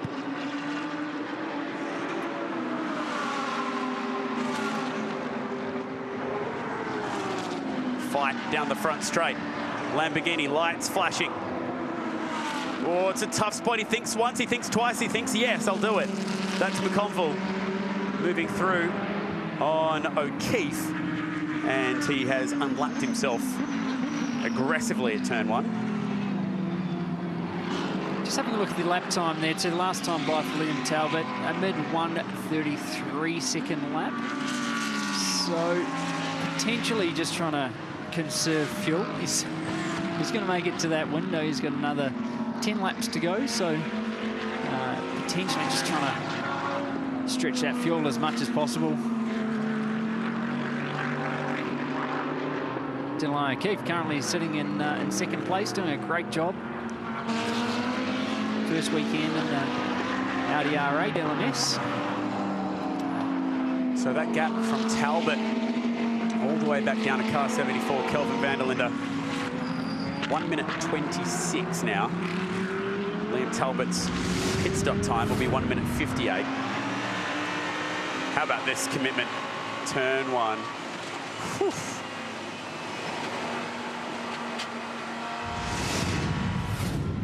Oh, and this could change the scenario. McPherson's Lamborghini gets it moving. A safety car now, not what the Jamac Pem team want. He's looped it at turn 3, but gets it back onto the track. Very similar to where Tony Quinn had that spin a couple of years ago in that Sunday morning race in the wet, and very lucky to keep it off the wall. On the exit of turn number 3, we've seen plenty of cars run the absolute limits. There's no curb, just a big pile of gravel on the left-hand side. It doesn't look like there's any marks on that car at all. Looked like it did come pretty close to that inside wall, so I think they've gone away with that one. Play on, and it could have totally transformed the race for us as well if he'd been stuck. Watch the background here. You can see the racetrack in front of the hills. There he goes. Oh. Very similar to Tony Quinn's accident. You're right. But he got it just. It's the smallest tag on that wall, and hopefully it hasn't damaged the front end too much before Brad Shields gets to take over. Brad Shields has raced here in World Time Attack before. If you're into your fast cars, that's a pretty eye-catching event too.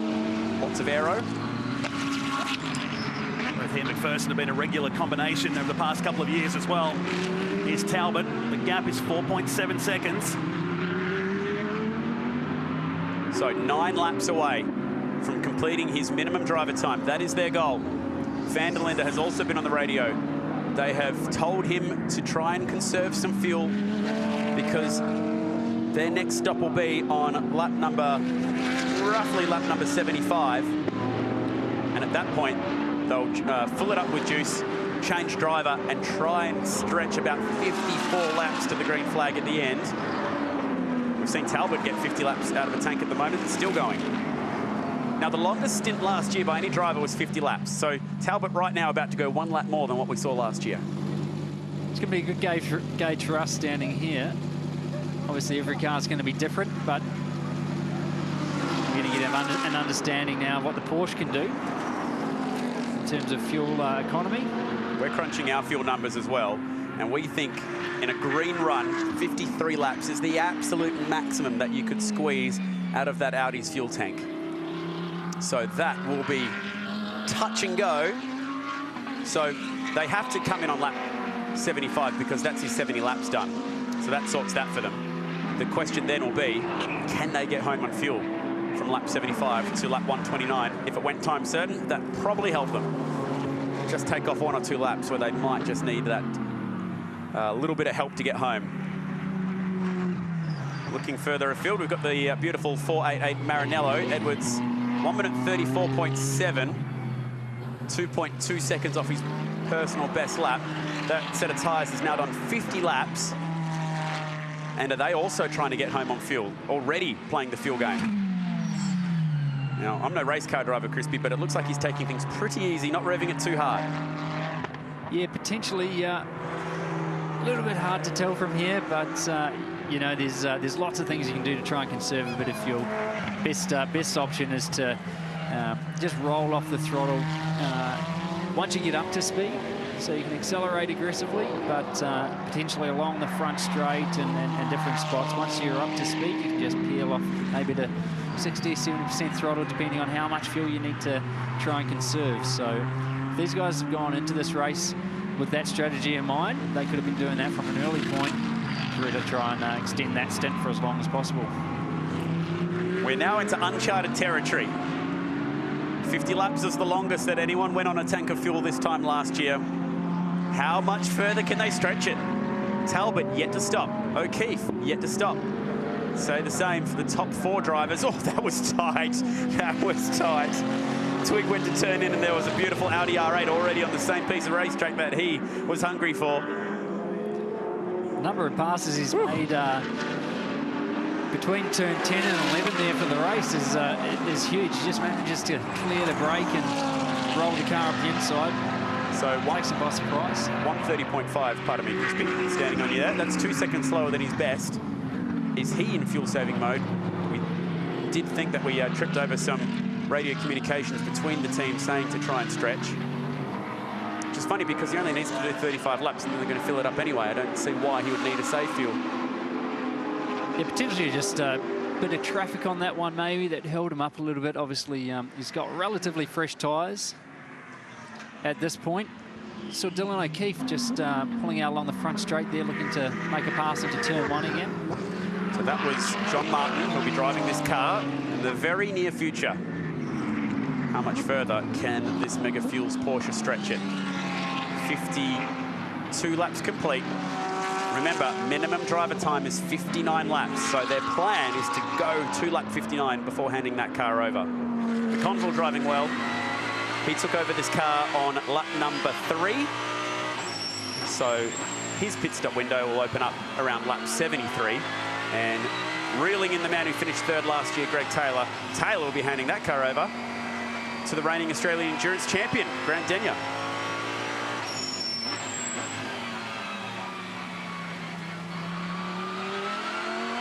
Tough one to follow along, isn't it? So many different strategies playing out. But what's enjoyable about that is last year there was really one strategy, everyone stuck to it, that was the way it was. Today, we're seeing 2 very different strategies playing out. 3 if you include the one that the McLarens had to change to, not being able to stretch it as far as the guys who are still out there, Talbot, O'Keefe and co. These two have been glued together for quite a while now. Max Twig popped out just in front of Fraser Ross after that last round of pit stops. Fraser starting to show his nose a little bit there into turn 4, letting Max know he's there and wanting to get on with it. So the early race Vodafone safety car gave you 2 options. Come in, take fuel, do the driver change, or stay out and try and stretch to lap 59. Hindsight's a beautiful thing, but would it have been better for the McLaren to follow a similar strategy to what the Audis have tried? I suppose it would have meant needing to do a 54-lap stint at the end of the day, which they're simply not capable of. As we see Johnny Reid pit, former A1 GP, former Dick Johnson racing driver. This is the man who Chaz Mostert replaced at DJR back in 2013. Barbagallo was Chaz's first race. Chaz Mostert, an Australian Endurance Championship round winner right here at Sydney Motorsport Park. Shared the car with Nathan Morecambe back in 2011. It's actually got quite a bit of history, the Australian Endurance Championship. It's really popped back into people's minds in the last couple of years now that it's become part of a GT championship. As McConville slices up the inside of Greg Taylor. That is the position P6. It first started back in 1981. It was for touring cars. It was reborn in the early 90s. And it was sort of like the Pertec Enduro Cup in a way. It was a championship held between Sandown, Bathurst, and a 500k race here. So quite different. But a little bit similar to what we see today. That was that Nissan Sydney 500 that we talked about earlier. Glenn Seaton won the Australian Endurance Championship that year. Larry Perkins and Thomas Mazira won the Nissan Sydney 500. I think the Nissans were the favourite team. They took pole with Richards and Scaife, but didn't make it to the flag.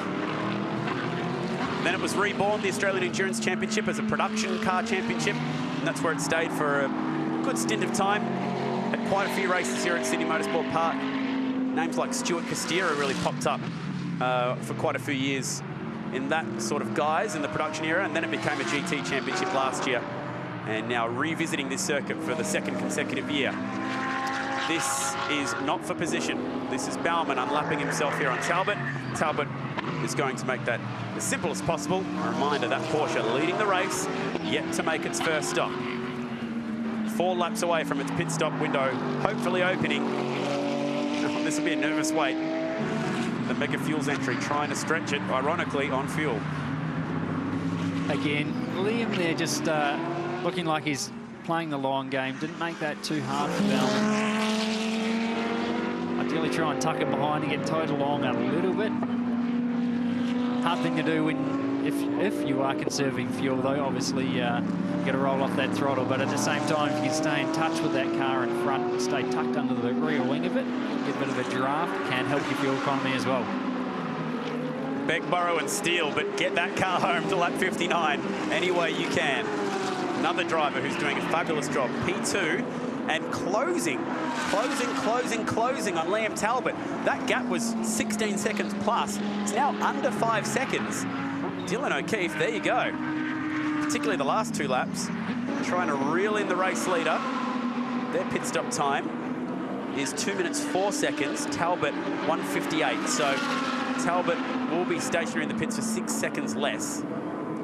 After this pit stop has been served for the Porsche, we're expecting him to come out behind Baumann, in between Baumann and Hackett. Oops. I know it's a high line through turn 2, but it's just a bit too high for Tim Miles. So 4th in the race at the moment, Kelvin van der Linde, 1:29.8. If he's saving fuel, he's still turning some pretty impressive lap times. 1:28.5, his quickest lap of the race, set earlier in the nice cool conditions. This track is quite nice to drive on in the early morning sun. That was set on lap number 15. Lap record here, a 1:27.7, set last year by slick George Miedeke in the Aston Martin V12. He won this race with his father, Andrew Miedeke, last year. Just seen those lap times before of Dylan O'Keefe's, as we see Baumann again on the back of Greg Taylor. This is for position. Taylor yet to pit though, so they are out of sequence with one another. Baumann can afford a little bit of patience.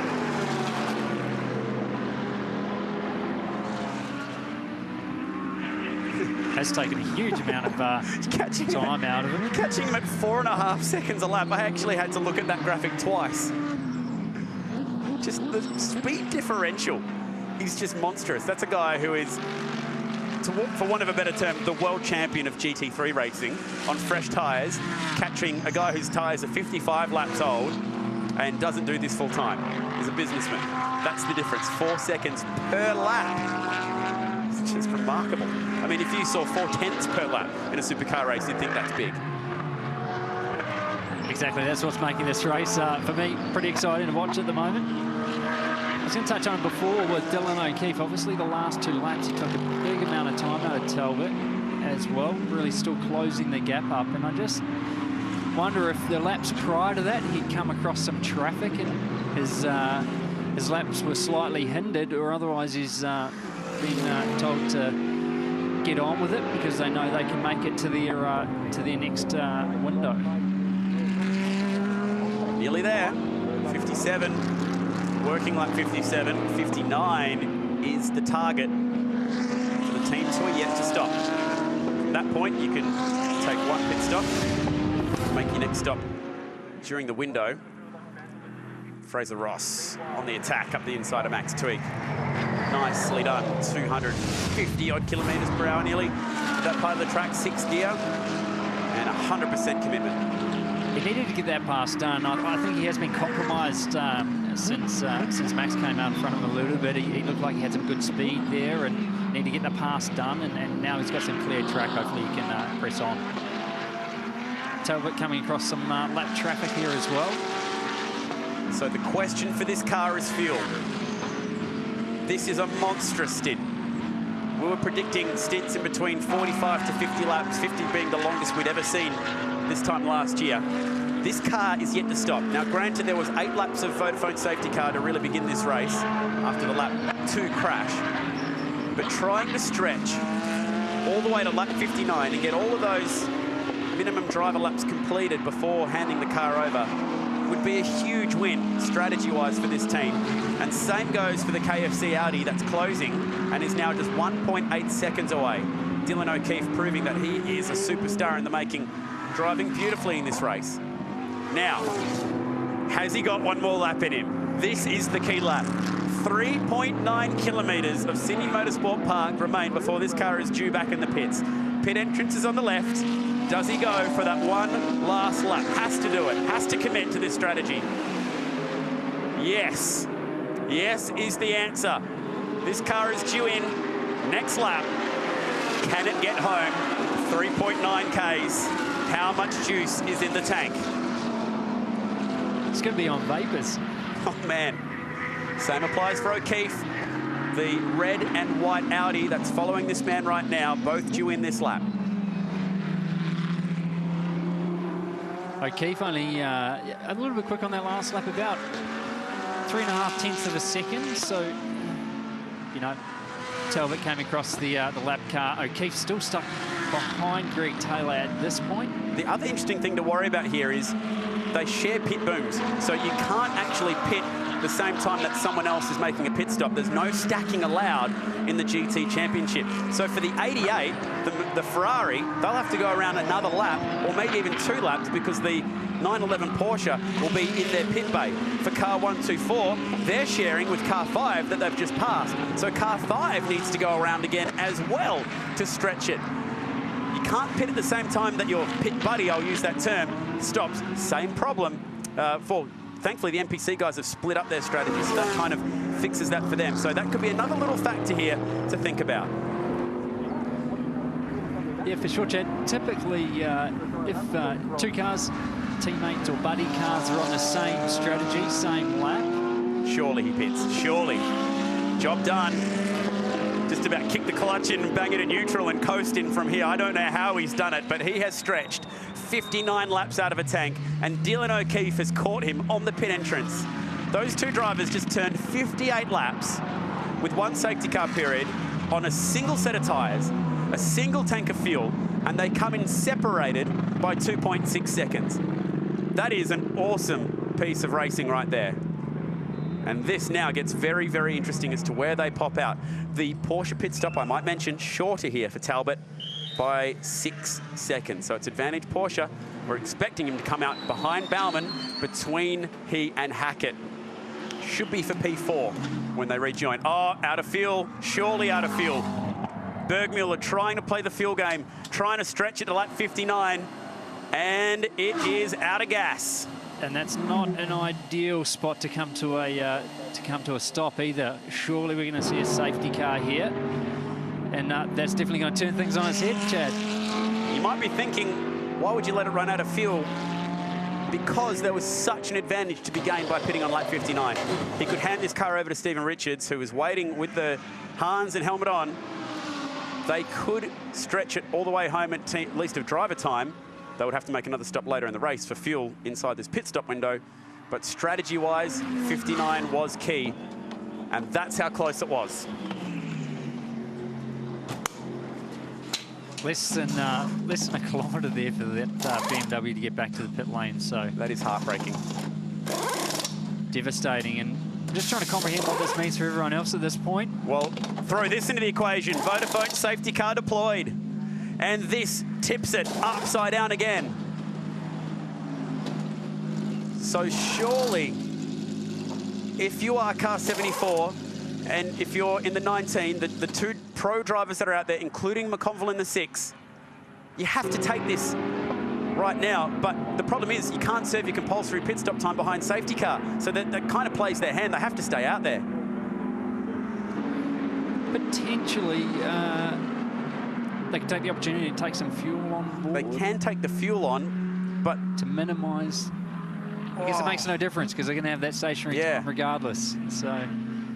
So one of the big underlying rules here, you cannot pit and serve your compulsory stop during the safety car. It is okay to be in the lane when the safety car is deployed, that's fine. Did anyone try and duck in when they saw the BMW stopped, I wonder? Before the safety car was deployed. It did take a little bit of time. Remember how we said the 88 and the 5 couldn't stop because their pit stop buddy was in the lane? Well, now they can't stop because the safety car's out. They're going to run out of fuel behind the safety car. They can come in and put juice in it, though. They can come in and put fuel in, but they can't serve the compulsory time pit stop. That is a real bad turn of events for the guys who are yet to stop. So Edwards in that Ferrari, yet to stop. Taylor in car 5, yet to stop. That's one of the Audis. And they were the last two guys, really, that were still out there. Hackett was stretching it, but they'd already pitted earlier. I wonder if a few teams were thinking when they saw Bergmuller stopped, duck in before the safety car came out, couldn't quite get it done.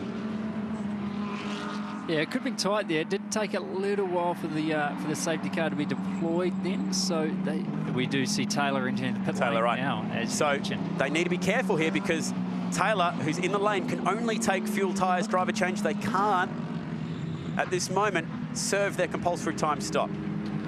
Hey guys, one guy who was very happy that he got in just in time, Liam Talbot, mate, mega stint from you, and how lucky was that the safety car came out after you started? Yeah, you can't plan for that, but the stint was awesome. I had such a great time out there. The car is simply mega. You know, we're sort of in no man's land. We've got such a good gap, and you're wondering what's happening. People are going different strategies, and that's the exciting thing about these races. Anything can happen, and anyone can win at any time. Now, Chad, you thought he was on vapours. You had about 2 more laps or 3 more laps in that, didn't you? Yeah, we had plenty. Can you believe that, guys? Great job, mate. You're in the box seat right now, and good luck for the rest of this race. Johnny's got a good set of hands behind him, so we'll be right.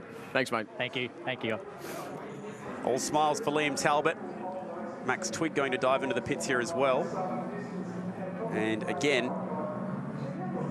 a chance for a driver change, but can't serve compulsory pit stop time here.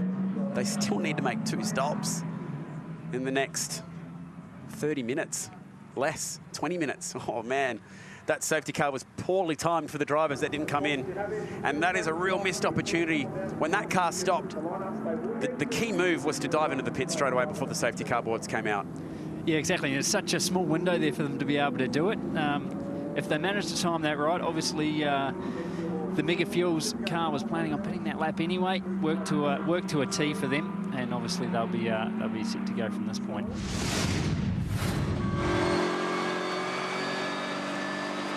So this is the moment where it all went horribly quiet for James Bergmuller. He would have known at this point. He's got a warning light on in the dash too. He was going to be pretty close on gas. Chris, it's been an enjoyable race so far. We're not quite at the halfway marker. We're going to have a driver change in the commentary box. We'll be plugging Andy Jones in for his stint. Just about reached your minimum driver time. Well done, Chris. And this must be a horrible feeling when you're in the car. The red light comes on the dash. You are on empty. What a shame. There's not much he can do from this point. It's obviously started to cough there early in the lap. He's trying to weigh his options up and do whatever he can. I'm sure he'll have a bit of a swerve here to try and move some fuel around in the tanking and get the last little bit out of it. But this race is just heating up. I'm going to bail out and go and watch it from somewhere else. Thank you very much, Chris. It's been great to have his insight this morning. Competed at round 1 of this championship.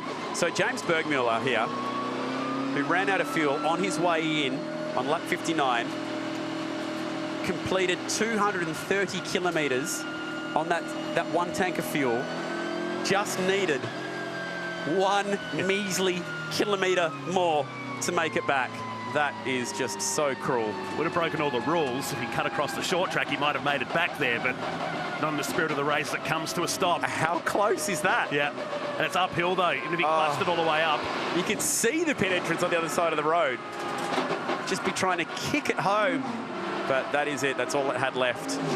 And what a shame for Stephen Richards, who was waiting in the pits to take over. So second Vodafone safety car period. Good morning to you, Andy Jones, working lap number 62 of what has been a real strategy form of race so far as we tow the Beamer back in. What have you made of the action so far? It's all about the yes word this morning, strategy. Morning, Chad. Yeah, absolutely it is. And this is a pretty pivotal point in this race, I would have said. I mean, pretty disappointing for the BMW Laser guys. I was here last week. A lot of the GT cars were testing at this circuit, and I know quite a few of them were working on their fuel mapping and mixtures for exactly this reason. And unfortunately, looks like it's a numbers game, and the calculations for those guys were just out by less than a kilometre.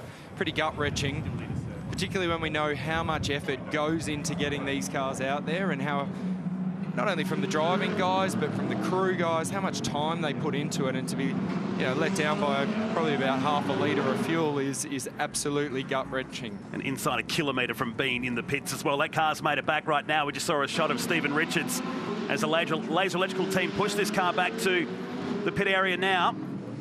So we are going to get a restart next time around.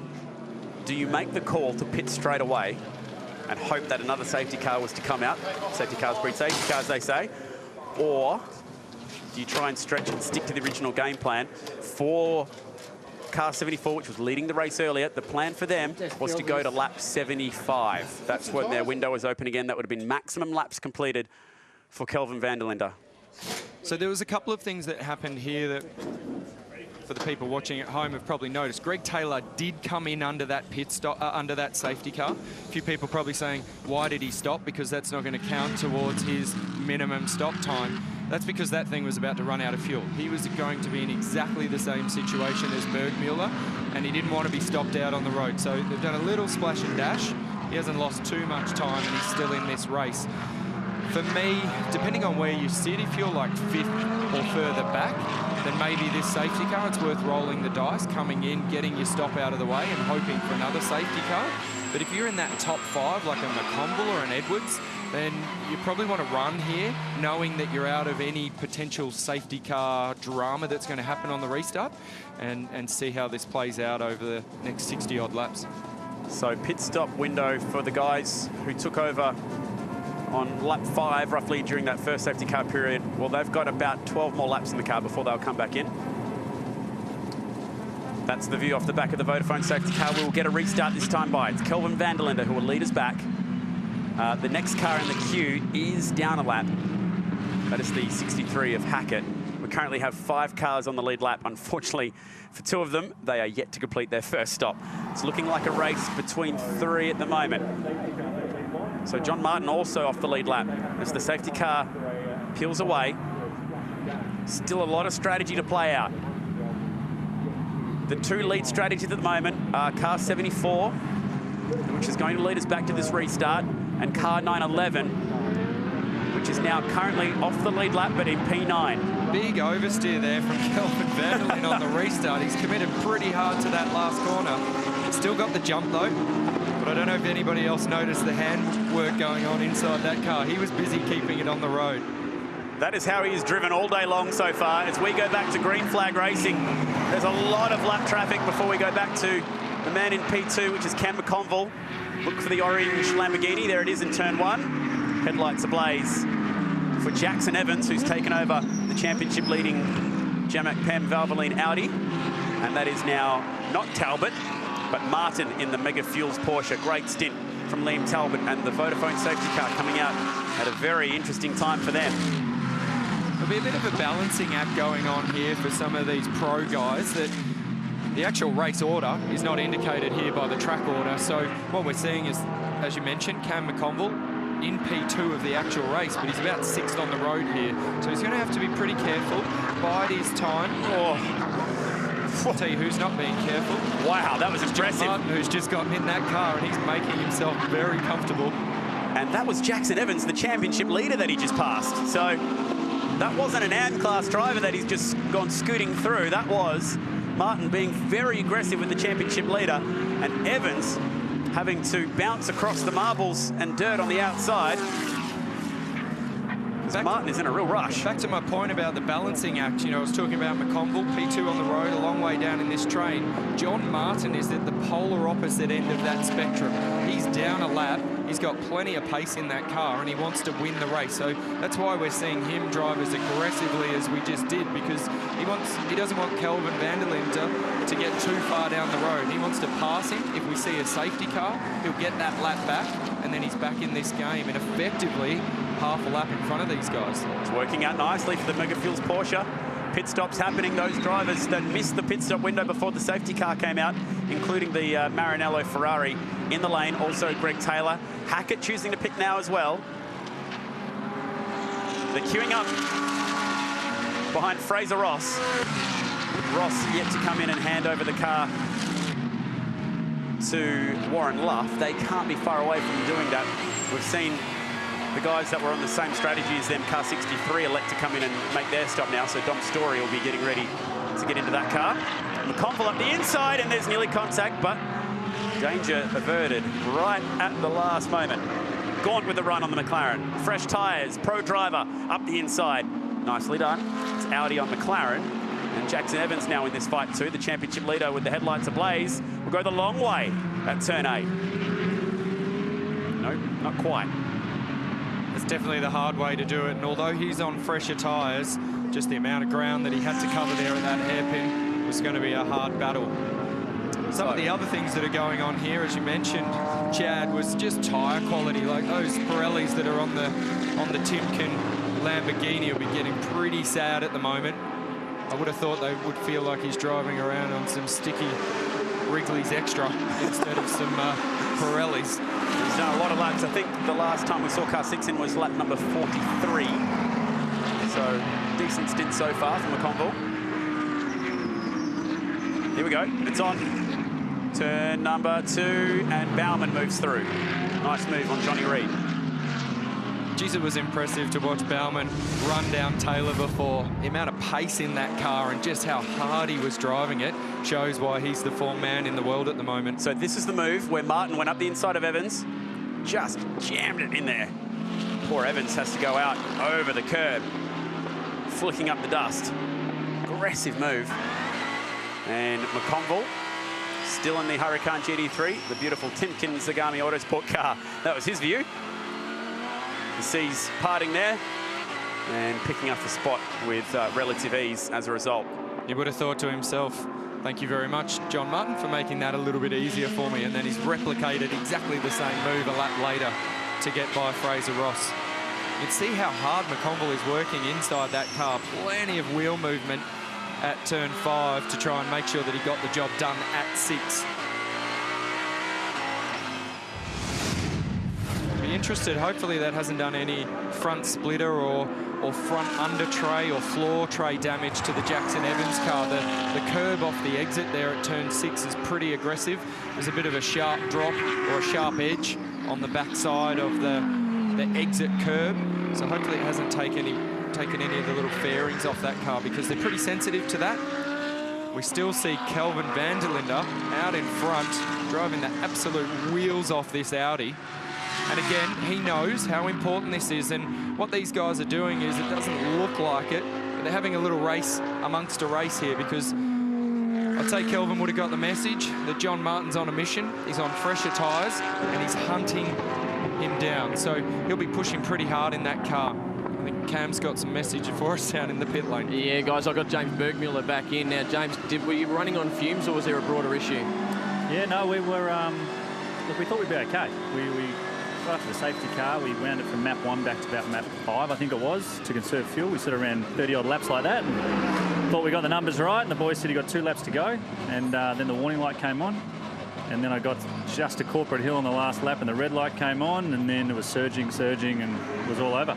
So no reserve tank in this Beamer? Yeah, we went to fuel 2, and it wasn't enough. And I was literally 2 corners from the end and on my last lap coming in, so we're very unlucky there. Yeah, guys, the team said roughly half a kilogram of fuel was necessary for it. Hard luck, James. Yeah, no, thank you.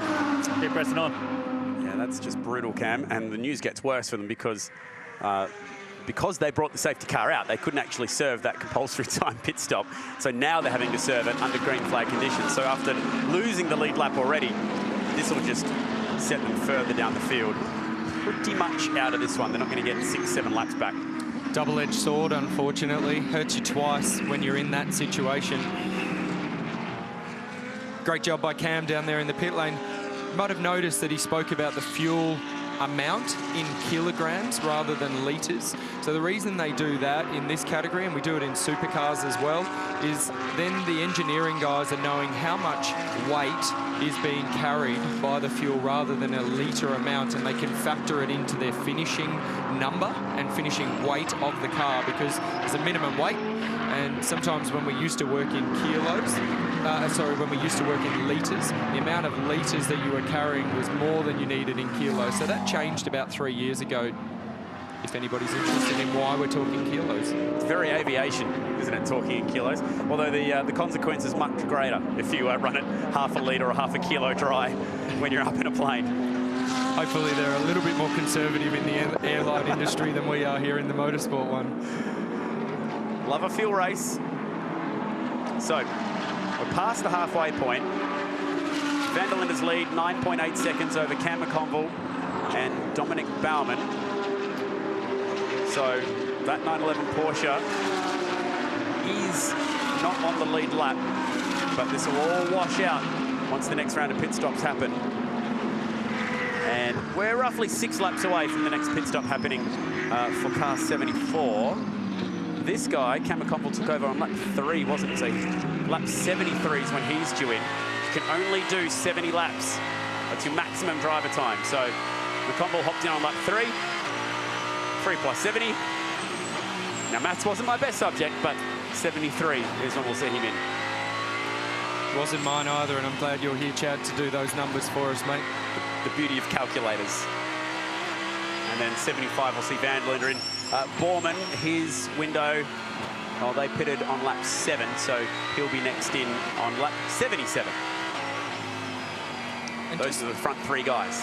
Looking visually there, that gap between John Martin and McConville here, looks like it's just stagnated a little bit. John's not skipping away from him at the same rate that he was earlier on in that race, so just curious to see or know whether or not the team have given him a little message there and said, mate, you're driving at a rapid pace there, but we're going to have to go a while on these Pirellis. Can you just drive to a number? Ooh, McConville, an error, running wide at turn 10. Gathered it back up quickly. We'll see exactly how much time he lost as a result here, because the control line's not too far away. Currently sits P2, I should say, but gathered that one back up in time, 1 minute 31, so he lost about a second on that last lap. Right on cue. As I was saying, the gap wasn't widening. Yeah, that changes that. So just threw that in there. So this is the maximum driver time, 70 laps complete now, if anyone started the race and was still in there. But we have had driver changes the whole way through the field. So the majority of the pro drivers have hopped in their cars now. Martin, Gaunt, Evans, D'Alberto, all out there. Timing showing us that Edwards is still in the car. If that's true, you'll have to pit on this lap and get out. I'm pretty sure that'll be a driver change for Smythe hopping in that car during their first compulsory stop. Oh, this is what happened to McConville. Oh, gee, very nearly looped it. He did that in qualifying, I think it was. We saw him have a moment there at turn 10. Got away with that one. Those tyres on that car, as I mentioned, will be very, very second-hand, and we could see from that onboard just how much rear nervousness is in that car because the rears are not hanging on. Cam was pretty busy there. Little gap in the top of the steering wheel didn't help him because he was trying to catch the thing and he grabbed a handful of nothing and ended up off the road, unfortunately.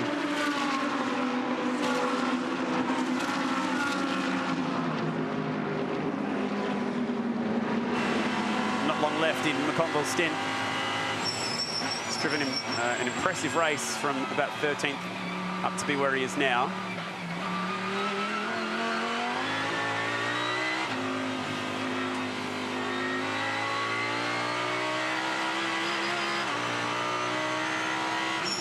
Vanderlinder's lead, 10.9 seconds. McConville P2, Bauman P3. We're expecting them to be the next 3 cars down pit lane. Now, the pit stop window, just to throw another equation in, is only open for another 9.5 minutes. So you need to serve your second stop before then. And you need to make it on fuel from there as well. So it's going to be pretty tight. We saw a fuel race to try and stretch it to the opening stops. We'll see a fuel race at the back end as well. And the drivers who have stopped twice already, that being Hackett, who's given that car over to Dom Story, and also Luff, who's taken over from Fraser Ross. They've served 2 stops inside the window already, but they'll need another fuel stop to make it home. Yeah, and we were following the Timken Lamborghini there for a minute, and while I was thinking, what's going on there with McConville and Dietz, why McConville's running as far as he can into this race to get to the end of that pit window is that effectively he was running against all the AM guys, and when they put Dietzy in that car, he's going to be running against all the pro guys. So it makes sense for them on their strategy to run Cam as long as they possibly can. Limit the loss, I guess, or the deficit against Dietzy when he gets in with the pro guys, and see if they can get a couple of safety cars to fall their way well for a strong result. He's just dived into pit lane. McConville is in the lane right now, and this will be their driver change. So he has completed not quite his maximum driver time. So that's quite unusual. Usually, when you've got such a disparity between your pro and am drivers, you would try and complete every last piece of Sydney Motorsport Park that you could. I'm going to have to stop talking here. Every time I make a point, they do exactly what I said. And they do the exact opposite to what I just said they should do. So maybe there's a fuel calculation going on here, and the Bergmuller incident has got everyone a bit edgy. Maybe they're just playing it a little bit safe. Well, actually, they've given themselves a pretty hard task of going 58 laps to the flag here. We are 58 laps away from the checkered flag, and they're in the pit lane now. That is a long run to the flag. I know a few of the guys working on this car, and yesterday they were really working hard on their fuel mapping. So I'm pretty confident on the conversations that I've had with some of the guys at Zagami that they made some inroads yesterday on that fuel map, and they wouldn't be doing this if they couldn't get to the end. We'll see. We'll see. It's also 57, 56 laps, not just out of a tank, but out of a set of tyres for Adrian Dietz to try and get home on. That is a big ask. Yeah, I mean, there is, without any disrespect, there will be a speed differential between what McConville was doing and what Adrian Dietz is going to do lap time-wise. And with that reduction of lap time, the fuel burn will actually be lower as well. So I think those things are going to contribute to some confidence from those guys getting to the end of the race. Now, they might be one of the teams kicking themselves that they didn't quite get into pit lane when the BMW had run out of fuel before the safety car came out. Just a reminder, you cannot serve your compulsory time pit stop during the safety car. That'd be another interesting thing. If a safety car was to come out now and stay up for the next 7 minutes, the window would close, and quite a few drivers haven't served their second stop yet. maybe that was the thinking for that team, is let's not get too close to running out of time to serve it. If the safety car was to come out for whatever reason, the pit stop window could close before you've served your second stop. Maybe we could cue Cam down in the pit lane. He could go do a bit of research for us, have a chat with those guys, see what they're thinking, and get some facts for us. This will change it once again here. So in comes car 74, the race leader. And interestingly, Edwards is serving his second stop now.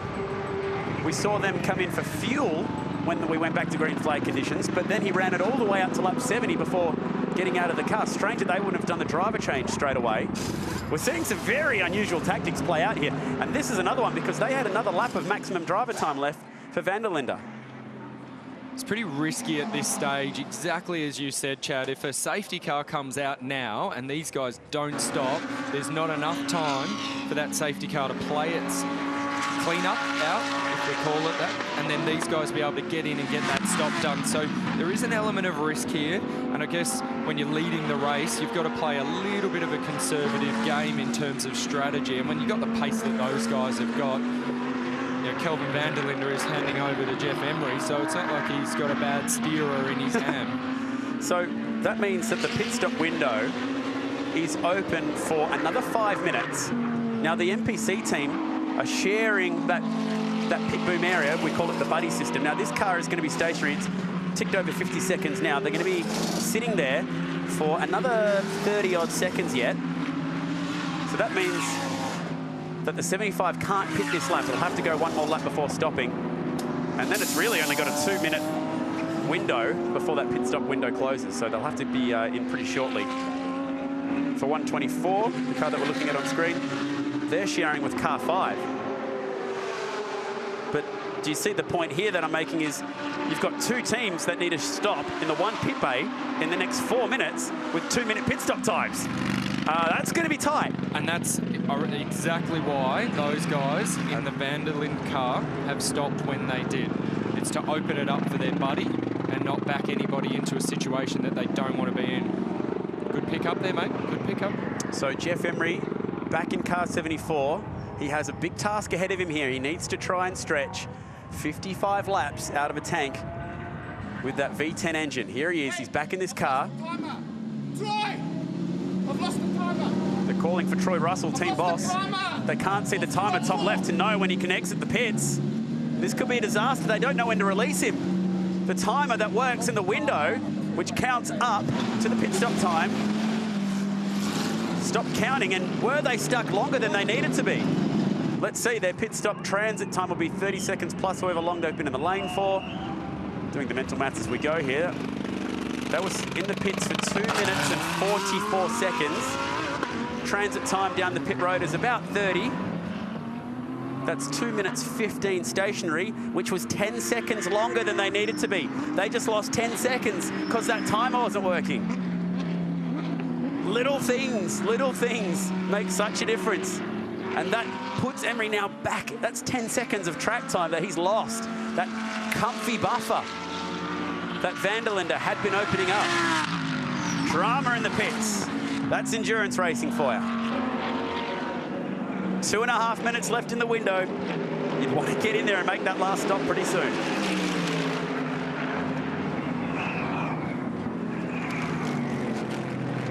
.911 is in. That means that they get their last pit stop served before the pit stop window closes. Car 124 still in the lane. And also the McLaren of Johnny Reid is in the lane. He'll be handing back over to series boss, Tony Quinn. Now, the last guy still to stop here, Jackson Evans, will need to come in one more time. And also Dominic Baumann. They've got a minute 45 to get in that lane. It's tight. They're definitely running the long game, those guys. Same goes for Tony D'Alberto. So this is now the guy leading the race. They still have to serve one more compulsory time pit stop, and they've got 90 seconds to do it. Surely it's going to happen at the end of this lap. You cannot go one more lap and time it that tight. There's going to be a flurry of activity in the pit lane, I would think, this lap. We're going to get a few guys come in, get that last stop out of the way, and then hopefully no safety cars, and we see these guys absolutely duke it out to the end. Evans has to pit this lap, yes. In he goes. So he's P2. The man behind him is the leader. That's how big the difference is between first and second. A minute 22, which is virtually a lap. And we've also got one of the Lamborghinis diving in as well. I think that was Millier making it into the lane. Here comes the leader with about 45 seconds to spare. That is the very last lap that they could have made it in. So Baumann, that is 75 laps completed in the race and no problem with driver time. He took over on lap number 7. So they had another 2 laps of driver time up his sleeve. No worries there. The question now, this race, okay, we've ticked off the pit window closing. Although Tony D'Alberto's yet to come in. He's got another 19 seconds to make it around and get into the lane. And we've ticked off all the driver time. We've ticked off the pit stop window. The question now is fuel. This team believe they can get more than 59 laps out of a tank, so they're okay. I'll tell you what, Tony D'Alberto would want to hurry up and get into the pits. He's got a second to go before the pit stop window closes. And he hasn't made it back on my count. As the 911 Porsche exits, nice work. They are in a pretty good position. And that's what I was just keeping an eye on, was the Tony D'Alberto Max Twig car. They have not made it back to the pit lane.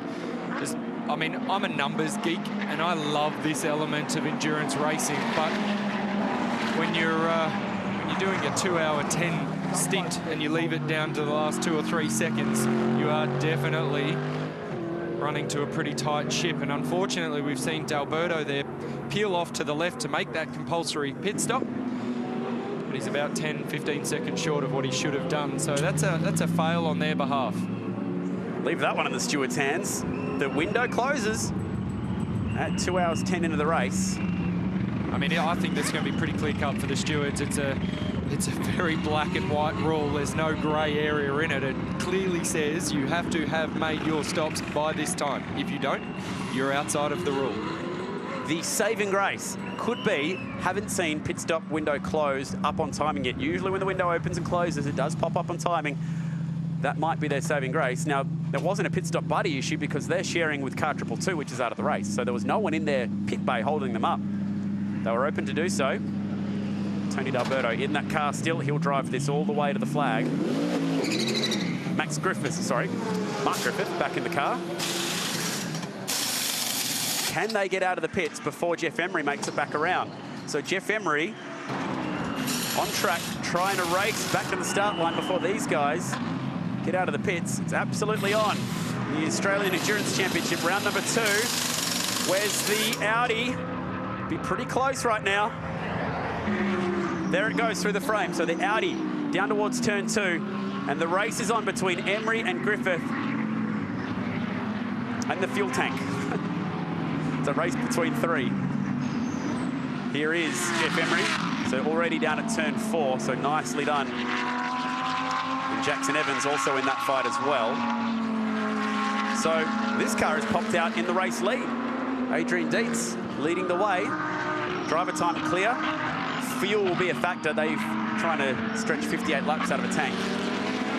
The other thing to worry about, if you can believe it, there is another factor here, is time certain. Time certain finish for this race today is 8 minutes past 11. Believe it or not, despite the 2 safety car periods, we're on track to complete all 129 laps. So that brings the question of fuel back into it. Will we go all the way to the checkered flag without needing any more stops? Has everyone completed what they need to make it home on fuel? Expect car 63, the AMG, and car 58, the McLaren with Warren Luff at the wheel, to stop one more time. Can't see them getting home from where they are in this race right now. They pitted on lap 63 and lap 64, so they'll definitely have to pit once more. Emery has caught Dietz. This is for the lead.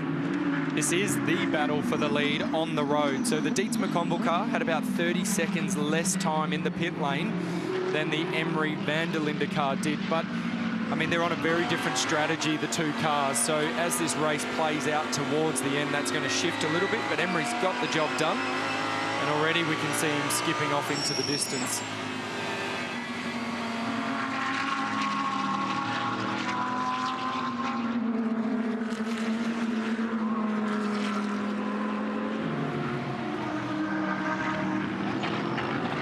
Shields up the inside of the leader trying to get a lap back in the Lamborghini that nosed into the wall earlier. And Dan Gawn going with him up the inside of turn 7.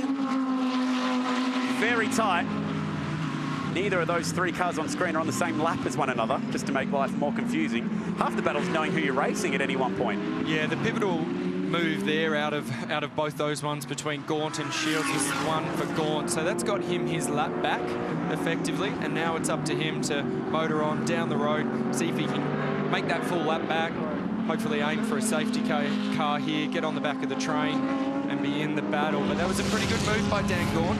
Saw the opportunity as Shields made the move, tried to get 2 for 1. Oh, Teats. Poor bloke getting picked on down there at turn 2 in the GT3 Huracan.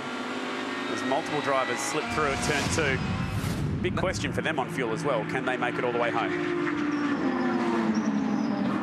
I know it is, because I did the DTM for Audi. Oh, here we go. I got Kelvin Vanderlinde. We was having a bit of a chat about his time with DTM. Now, Kelvin, great stint, mate. Sometimes as a driver, it can be enjoyable. You never like being at the back, but when you're given a full tank of gas, a nice set of tyres, an entire field to motor down.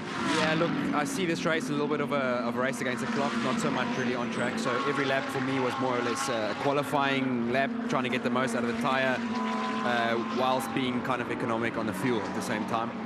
The last safety car didn't really play so much into our favour, I think. We need to see now how everything plays out after the pit stops.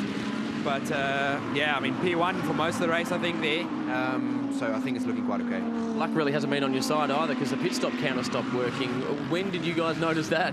Yeah, about 6 or 7 seconds before the end. And luckily we had a backup, but we'd rather take a bit of caution there instead of play it really on the limit. So we lost about 5 seconds. Now, when you went back out there, I heard on the radio you said, I'm only going to conserve tyres for 5 laps. Any truth to that? You just wanted to rag it from the outset? Yeah, it's tricky because I didn't expect the tyre deck to be so high this weekend, and I had a 30-lap stint, so I started a bit slower, and then after the safety car, I was just giving it flat out to the end. So yeah, it was enjoyable. Well, luck hasn't been on your side, but the race isn't over yet. Good luck, Vanderlinde. Thank you very much. We've loved having him in the country, Kelvin Vanderlinde. Absolute hotshot. And their win at Nürburgring this year was amazing. They led for huge periods, looked like they were out of the race. Pretty all-star cars with guys like Christopher Mies, former race winner in the Australian GT Championship here. Marcus Winkelhock was in that team. And then they just came storming back. It looked like they were dead and buried, and a huge come-from-behind win for Audi. Audi also won the Spa 24-hour this year as well. So they did the Nürburgring Spa 24-hour double. Not a bad season. Marcus Winkelhock was in the car for both those wins. Put those 2 trophies up on the mantelpiece in a single season of racing. Not bad at all. It's interesting to hear Kelvin talk about the commitment that he was putting in after that safety car, because we could visually see it from that car. It was sliding around, and you don't see that a heap in these GT cars. Plenty of aero, but that tyre deg that he was talking about was playing into his hands. And I made note of the little moment that he had on the safety car restart, and that was the commitment he was putting in. He wanted to gap everybody. Great to see, awesome to watch. Now a big gap between Emery and Dietz, who's there in P2. And Baumann is another 10.3 seconds behind them. So it's really advantage Emery at this stage.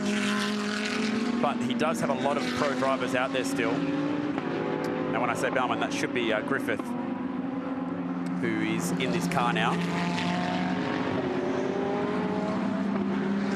Good to see a lot of the teams here just split this strategy. As you mentioned, last year everybody pretty much played fiddle with each other and followed suit, where this year we've got a good mix-up. We had a really good mix early on of some AM guys in with the pro guys, and now we're seeing that reversed. It was all thankful, all off the back of that early safety car, which allowed some of the AM guys to get out early, put some pro guys in, and that really has spiced it up a bit for us. So Griffith took control of this car on their 3rd stop. Oh, late on the brakes down at turn 2, wrestling the big AMG. He sits in P3. He's trying to reel in Adrian Dietz. He was 5 seconds quicker than Dietz on that last lap. So he'll catch him. In P4, Jackson Evans leading the Australian Endurance Championship with Tim Miles. Miles kind of went under the radar with his stint today, but I thought he did a really good job. Drove that car superbly, brought it back in a good position for Jackson Evans to take over. This young, fast Kiwi drives some McElroy Racing in Porsche Carrera Cup, and doing a nice job in the NPC car today in the Australian Endurance Championship. Speaking of Porsches, we've got one in 5th right now, and doing a good job. They're back on the lead lap, courtesy of the way the pit stops worked out. The question is, though, with 49 laps to go, can they make up a whole minute on the race leader? Last time by Martin, 1 minute 30.6. Fairly similar lap times to what Jeff Emery's turning. That time, Emery at 32.8. Okay, so he's in the game. 2 seconds a lap quicker.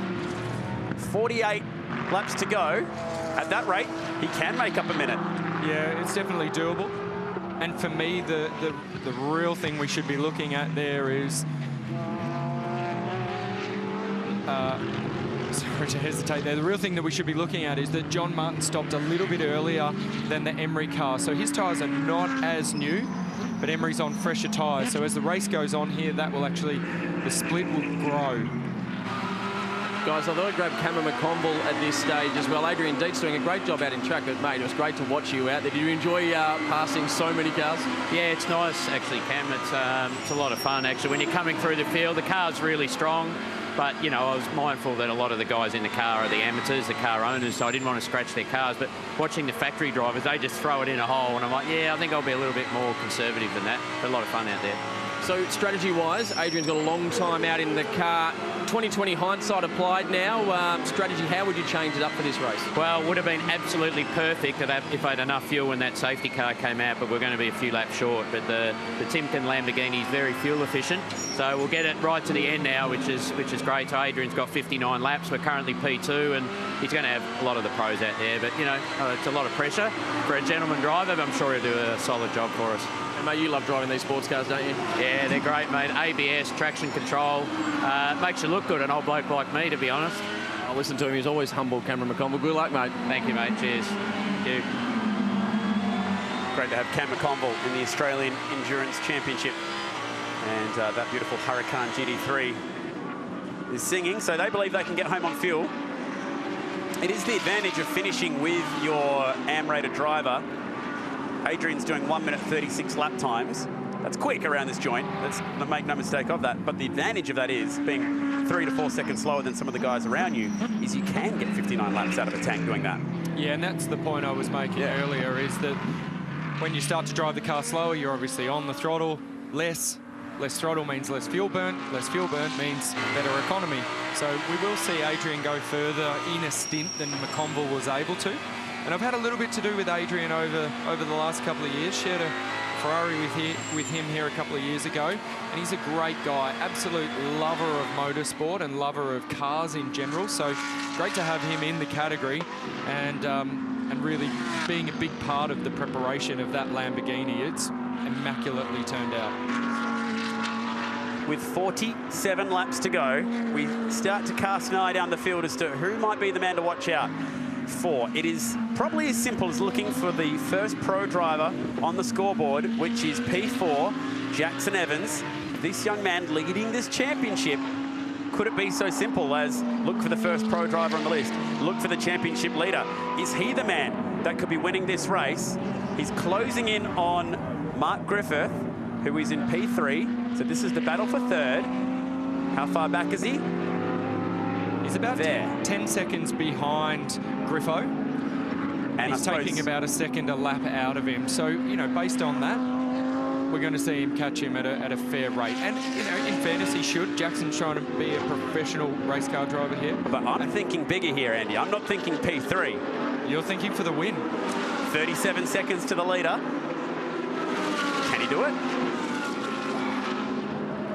Let's say yes. I'm going to put it out there. Let's kick him home. Yes. Yeah, let's kick him home. Let's back Jackson a little bit here. The thing with it is Jeff Emery, yes, he's an AM guy, but he does plenty of racing. And I think you'll find once Jackson gets past Griffo and Dietzy, then I think the task to motor down Emery is going to be a much bigger one. Jeff is a pretty handy steerer. He has a pretty good credential list behind him of events that he's been in and things that he's won. So, but I'm going to back him. Alrighty. I'm going to go out there and say, yeah, I reckon he can hunt him down. And like you said, Tim Miles we need to pay credit to him. He's put this car where it is off the earlier run that he had today. So this time by, let's compare the lap time between the two teammates. Emery crossing the finish line now, and his lap time is a 1 minute 33.2. The last lap for his teammate, Jackson Evans, the man who we think might be able to catch the leader, 1 minute 30.8. 2.4 seconds a lap quicker, 45 laps to go, and he's only 35 seconds off the pace. By my maths, he'll have him in about 20 laps, let alone 45 laps. Yeah, there's a few things that'll play out that we can't see, obviously. That's if the race runs absolutely perfect on a clear track. So, you know, there's some things, as I mentioned, that we can't foresee here. But on those numbers, yeah, he's going to catch him, for sure. So Griffo's done a really good job chasing down the Lamborghini. This is now the fight for P2, so this is for position. And the man to think about is in fourth, chasing both of these guys down, a further 7.3 seconds behind them. So Griffo, eyeing up a podium, needs to pass the Lamborghini, keep pushing on. The other thing that could work out in Jackson Evans' favour, they pitted 2 laps later. So that means he's got 2 laps more fuel on board. He can attack a little bit more and try and chase down Jeff Emery. Speaking of attack, Griffo putting a move here on the Timken Lambo of Adrian Dietz, and good clean move, got the job done, and he really needed to get by Dietz very, very quickly here so that he didn't lose too much time to Jackson. Hopefully he's got some guys from the pit bunker there looking at the same numbers that we are, and he's really encouraging Griffo. Big fan of this category. He's a pretty popular sort of personality, Mark Griffith. Gets up and down the pit lane, chats to everybody. Has run a fair few different cars over the years, and it's good to see him in that Merc. He absolutely loves it. So the gap from Emery to P4, Jackson Evans, who's now in frame and onto the front straight, trying to chase down these guys to fight for second. At the stripe, we'll just wait to see what this gap is. It was about 38 seconds earlier, and already Jackson Evans in car 75 has sliced that down to be 33 seconds. It's heating up.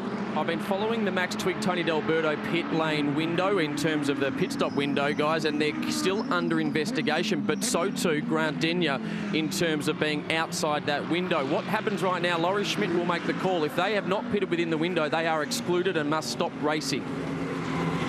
It is a really important factor, Cameron, for those teams. They're not fighting for podiums here, probably. I mean, D'Alberto's in P7 with a bit of work to do yet. If you threw in a penalty for driving beyond the pit stop window, it would make a big difference.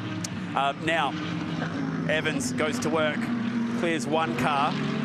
Not too much of an issue there, not too much of a fight from Adrian Dietz, but with a 33-second gap between himself and the leader, he's going to have to pass a lot of traffic in the way, including the Denyer Audi, which is just up the road, and that beautiful AMG. So he needs to close the gap, not burn the tyres too much, not burn too much fuel, and get around the traffic without losing his cool. It's a tough ask for Jackson Evans. We're about to see just what kind of stuff this young Kiwi's made of.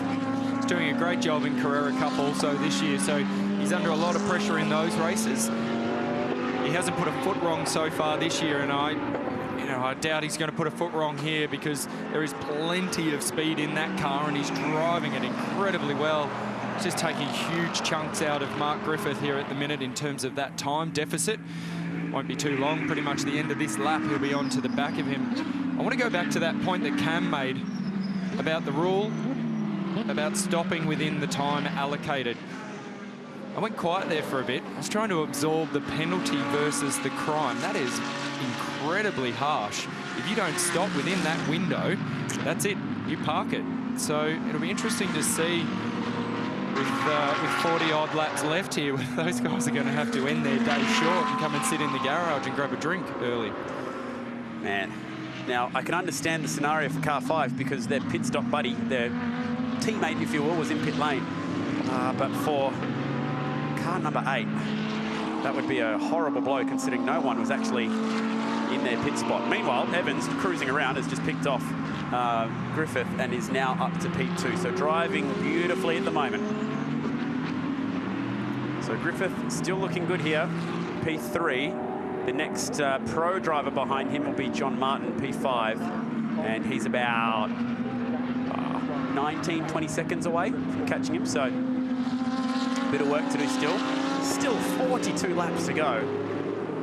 We are technically in the last stint for the guys who believe they can get home on fuel, which is the man we're looking at right now. Pretty much all the main contenders think they're good to go on fuel. Dom Story in P6, there'll be a big question mark. Well, it's not even a question mark. That car needs to stop again. At last pitted on lap 63. You're not going to get 66 laps out of a tank, surely. And also the McLaren of Warren Luff. They're currently down the order a bit, but P10, they will have another stop coming their way.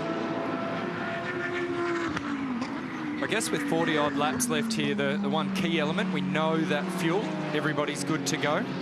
We know we've got a ripper little battle going on here between Jackson Evan and Jeff Emery and the teammates. But what we don't know is how this Pirelli tyre with some of these AM guys here versus the pro guys is going to hold up towards the end of this race. Jackson's obviously taking a lot of life out of those tyres. We know he's pushing that car pretty hard. So far, earlier on in the day, we didn't hear any talk of blistered tyres or tyres tearing up on this really abrasive surface here this weekend, but we do know that the lap time is going to push out the longer this stint goes. As you mentioned, 40 laps still to play out here, mate.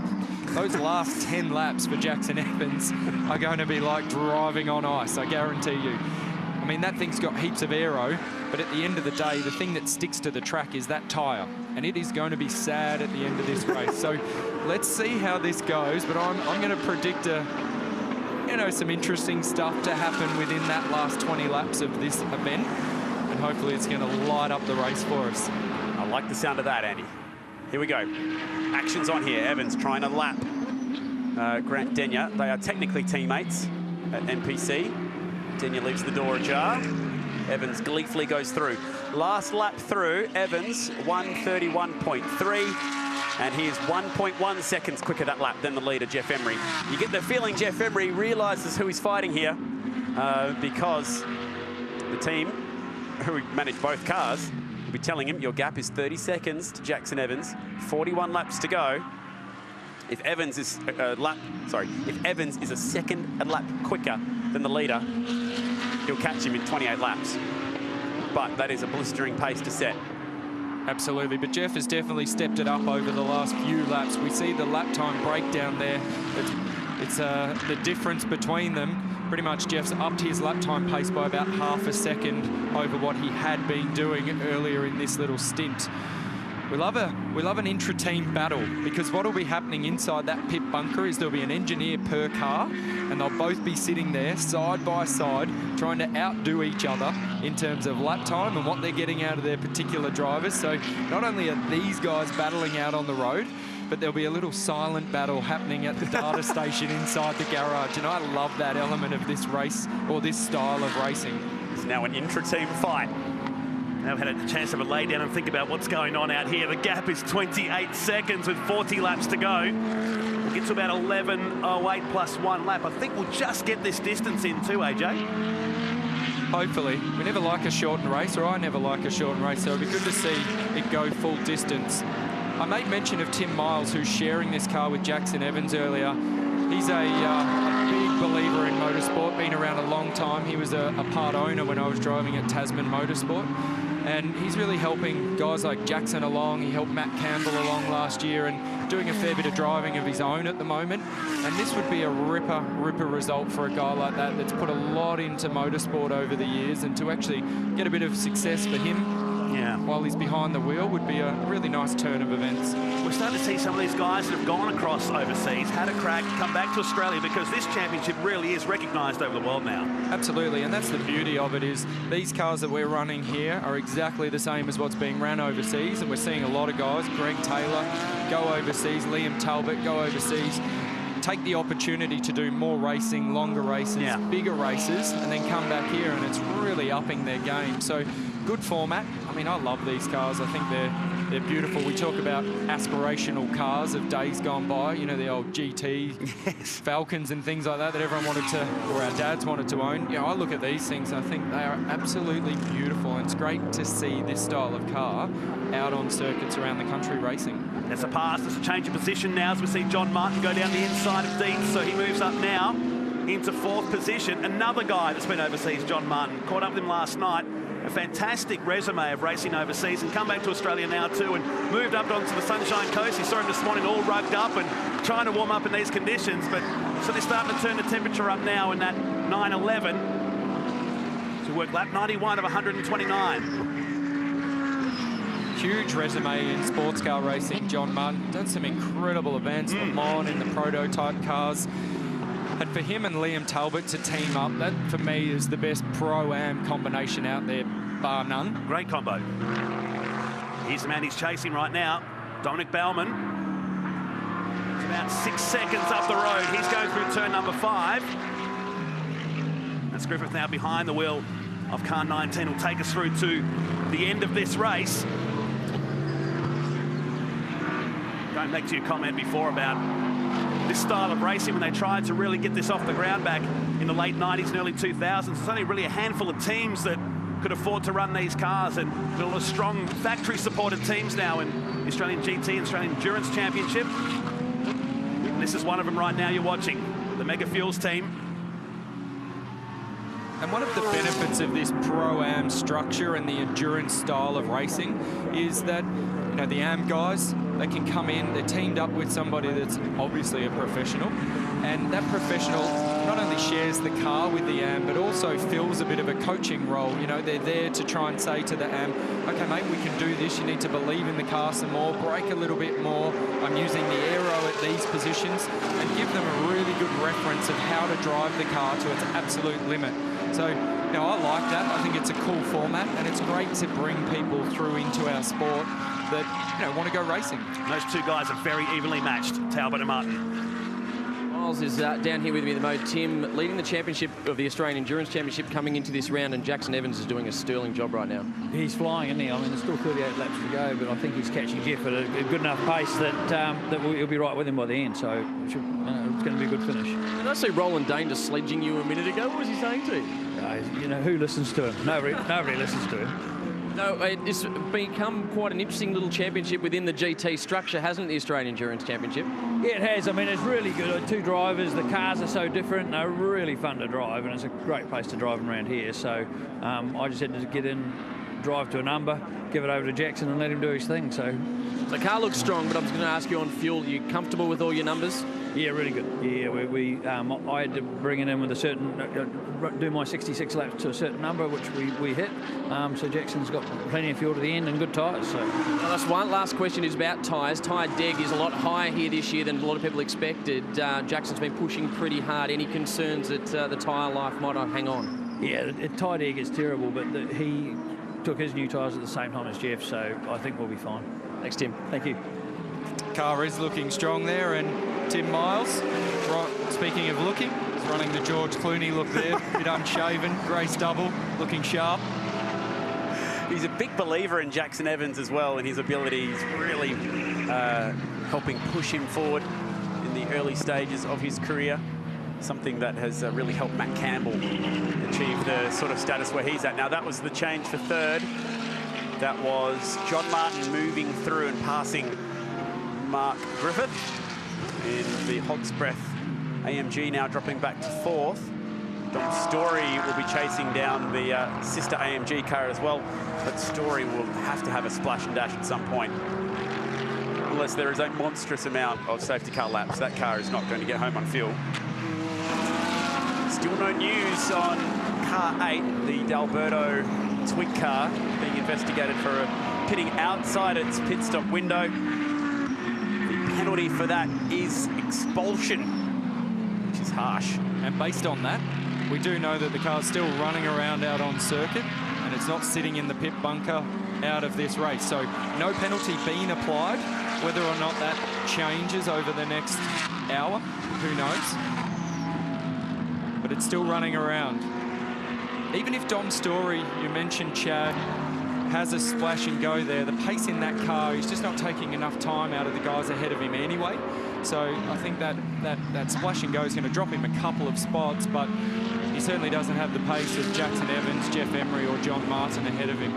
At this rate though, he will catch Mark Griffith in the sister Mercedes. He's pushing very hard, Jackson Evans, to try and bridge that gap. You know what Jeff Emery could really do with right now? That 10 seconds that they lost in that pit stop, sitting there for the extra 10 seconds, really has hurt them now. He'll be cursing the fact that they had to wait just that little bit longer. Thought you were going to say a Snickers. But you're right, he could do with that 10 seconds. That's hurt them a fair bit. But he does have a sizable lead here. I mean, for us, watching this race unfold, this is going to play out really well. We're going to have a really good battle, and hopefully not only is Jeff upped his pace, but he's leaving a little bit on the table so that if Jackson does catch him, he can use more of that tyre, or he's left a little bit in the bank in that tyre, because that can play out from within the car. He's a good operator. He knows what he's doing. So what I'm suggesting is he may not be driving as hard as he possibly can here. Jackson may be using everything he can. And by the time Jackson catches him, even though his tyres are a little bit newer, Jeff has done a better job of, I guess, looking after his over a longer stint so that, you know, he can fight with more. You know, instead of having a knife in a gunfight, he's got a gun in a gunfight, so to speak. I like that. The gap, 20 seconds. I mean, that is still a monstrous lead. A 20-second gap in motorsport is a big one. But when it's against someone who is a second a lot quicker and there's more than 20 laps to go, you're in strife.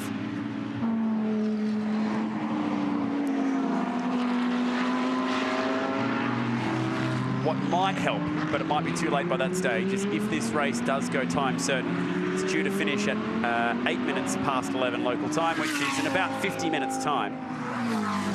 So it's looking like we'll probably miss one lap here. We'll probably get 128 in of the 129.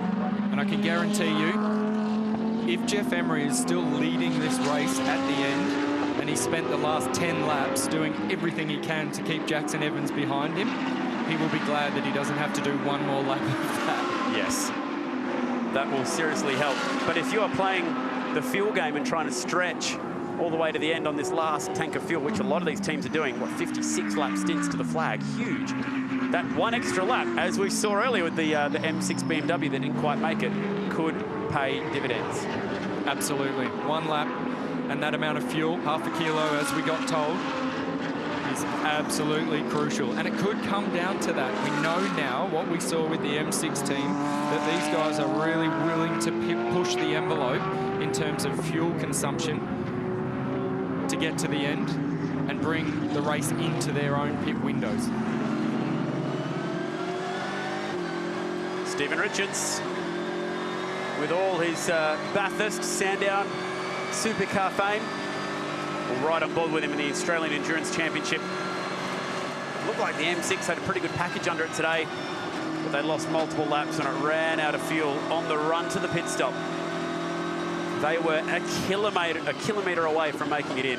Oh, that's all the way to the exit outside of turn 2. He's following Dom Story here in car 63. It's interesting to watch the onboard there of Richo down through turn 1.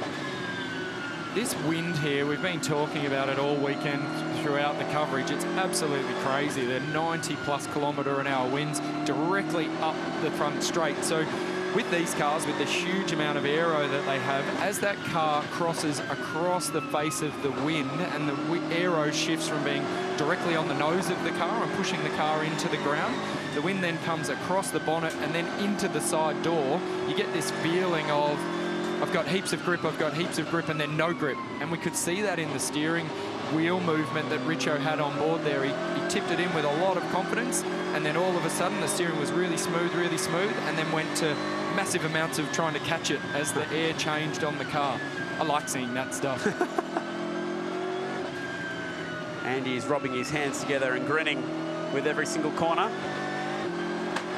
Oh, all the way to the curb. An exciting lap. Riding on board with Steve Richards in the glorious M6. Turbo power as it thumps on by. Such a shame that they're multiple laps down. Hasn't been their day since it ran out of fuel. What a race it's been so far. As we approach lap number 100, it's just Let's watch this moment again through turn 1, exactly what we were talking about. So have a look at his steering there, just nice and smooth on the way in. And then as we get to about this point here, you just see he just has that little shift in the steering wheel. It doesn't take a lot in these cars because of that aero. He's had a look at Dom Story run wide, and it sort of sucked him into doing a little bit of the same. Doesn't look like a lot of steering movement there from Richo, but that's all it takes in these cars. They're absolutely planted to the ground. And so when you see that little bit of movement, that's enough to mean that he's having a small moment.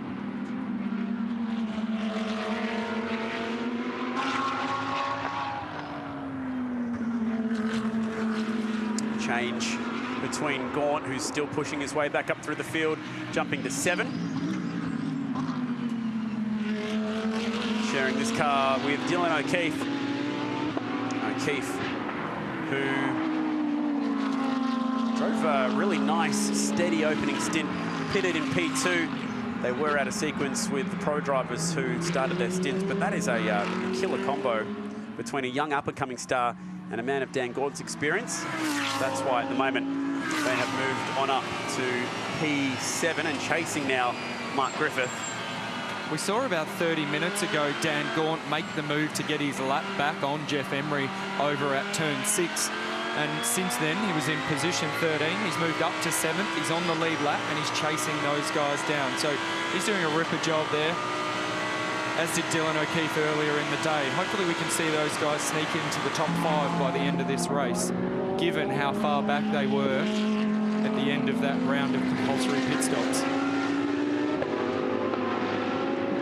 It's just amazing the actual sheer distances that can get elapsed in these races.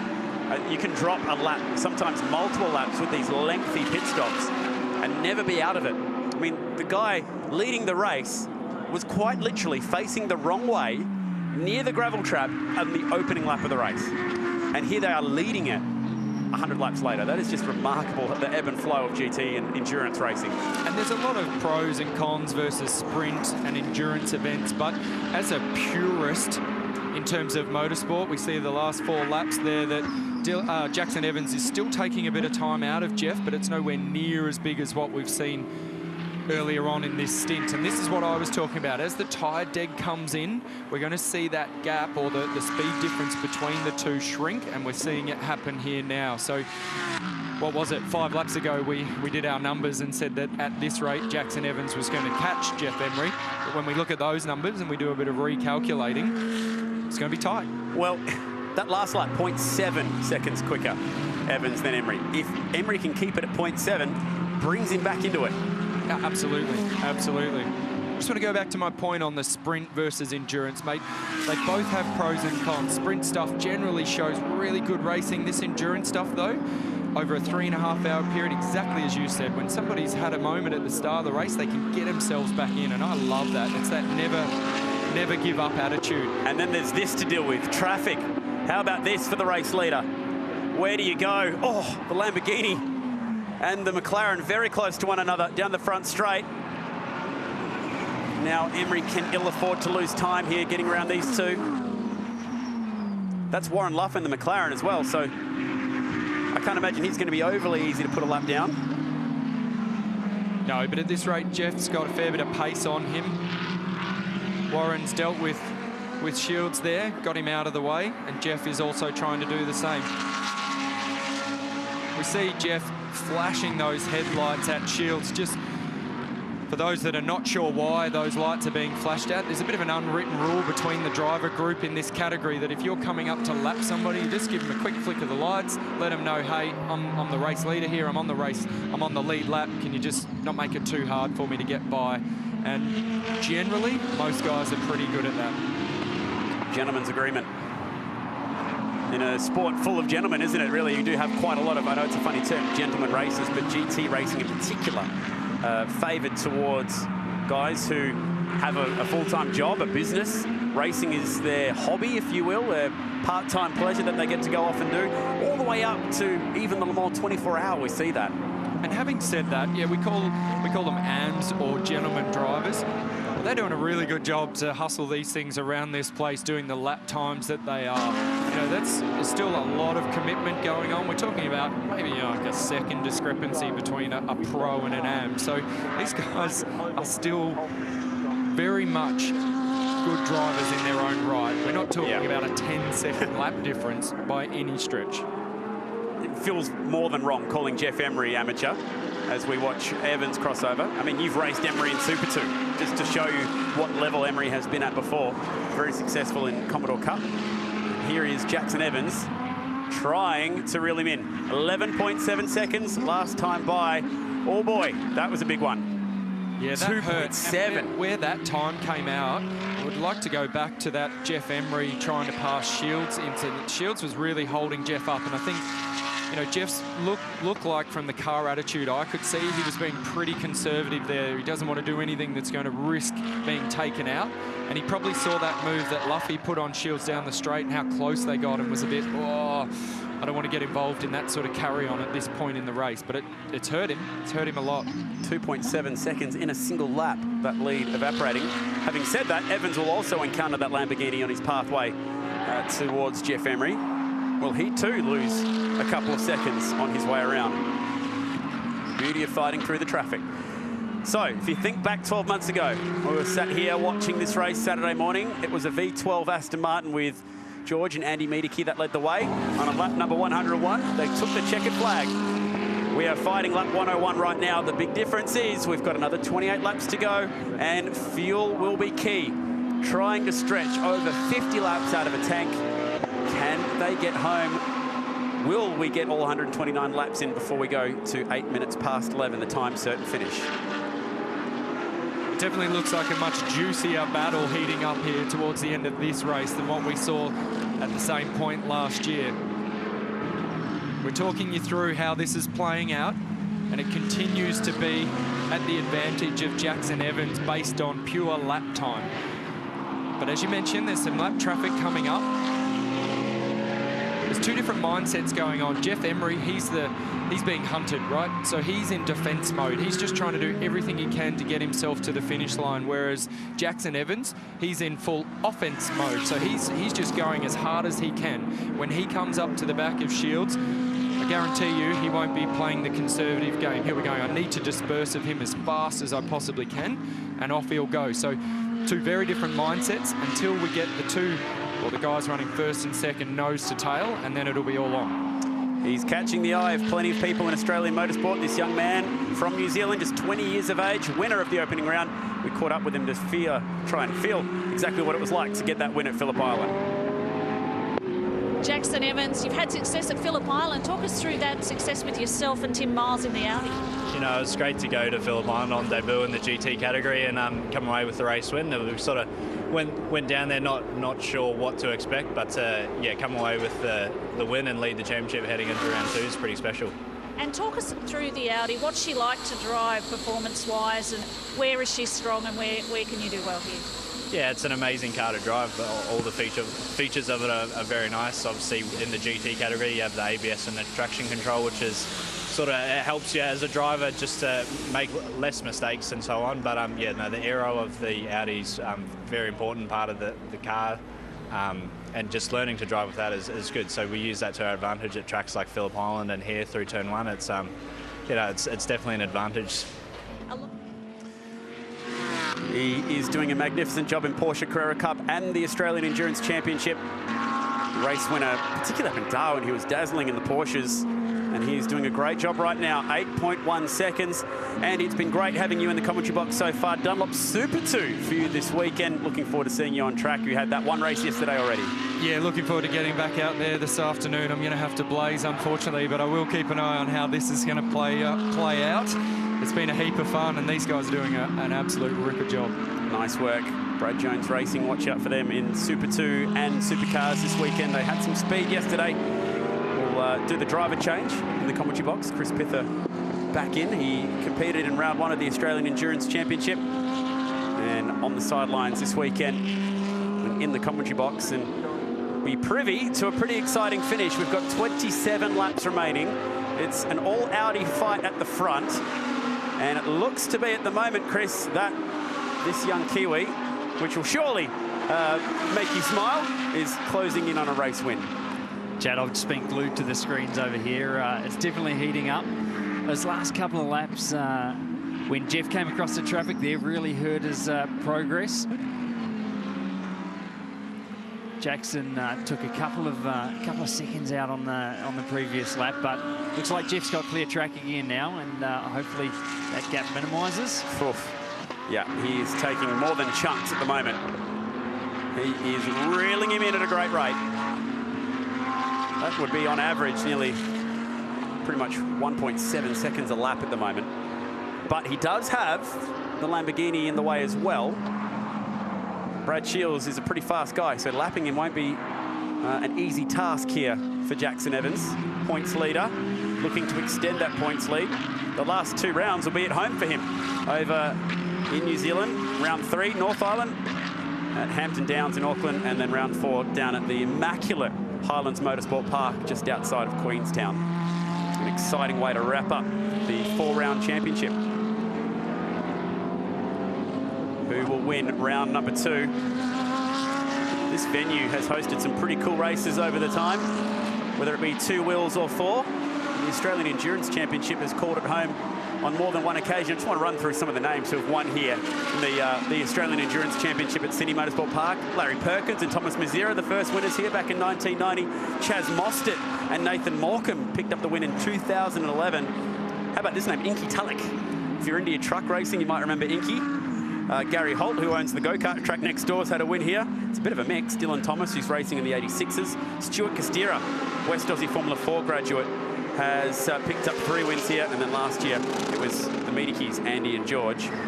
So who's going to lay down their name on that list? Going to be a great fight to the finish. The other guy to watch out for in this equation, he's currently sitting P3, and he is pushing very hard right now. This is John Martin, but 25 seconds off the lead at the moment with 25 laps to go. But the big difference between the two of them, as we can see, lap after lap, he's taking up multiple chunks. Should catch Emery. Big chance they could finish P2.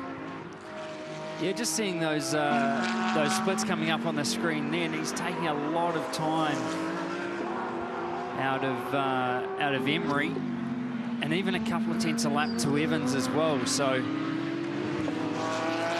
probably the quickest car on track at this point. Still with 25 laps remaining. Definitely possible to get in touch with second and potentially Emery as well. There's the proof. Martin quickest out of the front 3. So with 25 laps to go, the order is Emery, Evans, Martin. But judging by the lap times at the finish, it's going to be Evans, Martin, Emery, the podium. And what's amazing about that is 2 completely different strategies playing out right there between first and second. You got the guys who decided to try and pit straight away, put their pro driver in, cause all kinds of chaos at the beginning with Kelvin van der Linde driving the wheels off it. That strategy looks like it'll probably yield them 3rd place.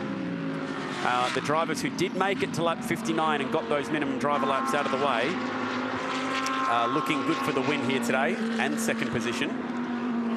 So the Vodafone safety car that came out really early in the race gave the drivers the 8 laps they needed to make it on fuel to lap 59. That has been a big win. But the final question has to be fuel. This is a long, long stint to try and get home. 56 laps roughly for these Audis to try and make it from where they are. The Porsche, we heard, fuel not an issue for them. They seem pretty comfortable that they can go, well, we've already seen them go 59 laps once, albeit with the safety car. Can they get home from where they are right now? Exactly, and Liam's comments after that stint too, he sounded pretty confident that they made that distance comfortably. So obviously fuel not going to be an issue for the Porsche. We see Jeff Emery just coming up on the Porsche of Adrian Dietz. He's got him by that without being held up. That's a blessing for Jeff. And I noticed too with Jackson Evans managed to get past that Lamborghini of Brad Shields pretty promptly as well. So that was a pass that cost Emery a good 2 to 3 seconds, but Jackson Evans managed to get that done nice and quickly, and obviously we can see that distance now between the 2 cars is really starting to shrink. Jackson will have Jeff Emery obviously in sight. That's always inspiring when you can see the lead car.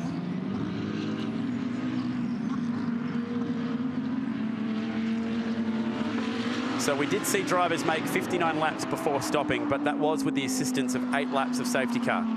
For Jackson Evans to make it home on fuel, he needs to get 54 laps out of a tank if this race does go green all the way to the end, and if it doesn't go time certain. Now, if it goes time certain, we could lose a lap, maybe 2. That could be the difference for Jackson Evans to make it on fuel as he keeps reeling in every corner. The race leader going to lap Dietz, and he'll move up the inside. Dietz making it nice and easy, gets the Lamborghini out of the way. And now the next car, in his view, is the race leader. He's been working away at it. 45 minutes at least, lap after lap, with one guy in his mind, his teammate. And now they're separated by just 2.4 seconds. 22 laps to go. And he has been catching him with every single corner, let alone every lap, taking monstrous amounts of time out of him. Probably be on his tail within the next lap, maybe 2 at most. Yeah, even with having to make that pass in the final 2 corners, Jackson managed to take over 2 seconds out of Jeff, so... He's had a bit more rub of the green with the traffic, hasn't he? He has, exactly. He's managed to come across it at convenient times, but he's been assertive with his passes as well. It's very hard to get stuck in behind cars when you're chasing them down like that, and you know, temperatures go up, tyres deteriorate quicker. Obviously, with the hot air, the turbulence behind the other car makes the car at times a little bit more challenging. So the sooner you can execute the pass and get clear of those lap cars, obviously flows on, and Jackson doing a stellar job of that. So if you're Jeff Emery right now, do you put up a fight? You go, okay, can I keep a pro driver behind me for 20 laps? Big ask. Or should he be thinking more about finishing P2? Because if he goes to war with his teammate right here and loses valuable time, hurts the tyres, uses some fuel, he will fall back into the clutches of John Martin, who is 18 seconds behind and catching them both. Needs to really think about how he handles this battle. It's always hard, you know, when you're in that driver's seat, the last thing you want to do is concede, especially when you're in the lead of the race. So it's going to be a hard one to make a call on. I'd say it's a fair game, and they'll both race their hardest to the end.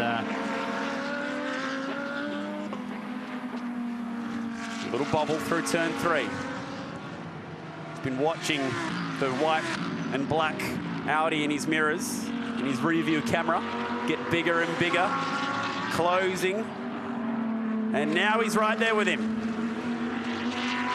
So, do we try and block? Do we race hard? How do you handle this if you're the race leader? The light's already flashing there on the front of Jackson Evans' car. He wants to put the pressure on straight away. The sooner he can execute the pass, the better. As I touched on before, the longer you're stuck in behind a car, the more the brake temps go up, the more the tyres raise in temperature and pressure. So he'll be wanting to get this done as soon as he can, and vice versa for Jeff. The longer he can hold him up there, the more confidence he'll have that he'll be able to keep him there. Oh, here it is. The fight for the lead and the change for the lead at turn 10. Half an opportunity with the door opening, and Jackson Evans needed little invitation after that. He moves on through. Lap 109, change for the lead. The 20-year-old Kiwi bursts to the front. The Valvoline Jamac Penn team still looking at a 1-2, but will Martin catch Emery and take second position away from him? Exactly, Jeff needs to... Is the replay, Chris? Now, did he mean to run to that wide and let him through, or was he just put under pressure? Hard to say. It looked to me like just slightly right, maybe a kilometre or two too much entry speed there. His tyres have done a fair few laps now, so just running slightly wide, but losing minimal time in the process there. So that's obviously important for Jeff as well, with keeping in mind that John Martin's on a bit of a charge behind him. Clear racetrack now. 20 years of age, an Audi R8 in your hands, leading the race, leading the championship. The world at his feet right now, originally from Leven in New Zealand, small little place in the North Island of New Zealand, a population of around 20,000 people. The home of Rebecca Gippy, if you're wondering, originally. And has now made the move over to Australia to be close to the McElrea family, I suppose you could call it, where he drives in Carrera Cup, really trying to follow the footsteps and the path set by Matt Campbell, 2 years in Carrera Cup and then off to Europe. Well, we're seeing that here with Jackson Evans, and also taking on the Australian Endurance Championship. Not a bad way to live your life as a 20-year-old. Meanwhile, John Martin closing. At the moment, he is now 14 seconds off the lead, 13 seconds off Jeff Emery. There's quite a big chunk taken out of that last lap too, with the pass that we saw for the lead. Obviously compromised their speed a little bit. John Martin taking 2.7 seconds out on that particular lap. This is Mark Griffith. Griffo has fallen back through the pack, but doing a nice job here. P9, and he's fighting with Warren Luff in P8. Now, that thing of Luff's pitted on lap 63. They'd have to be getting pretty thirsty right now in that McLaren. A splash and dash surely due.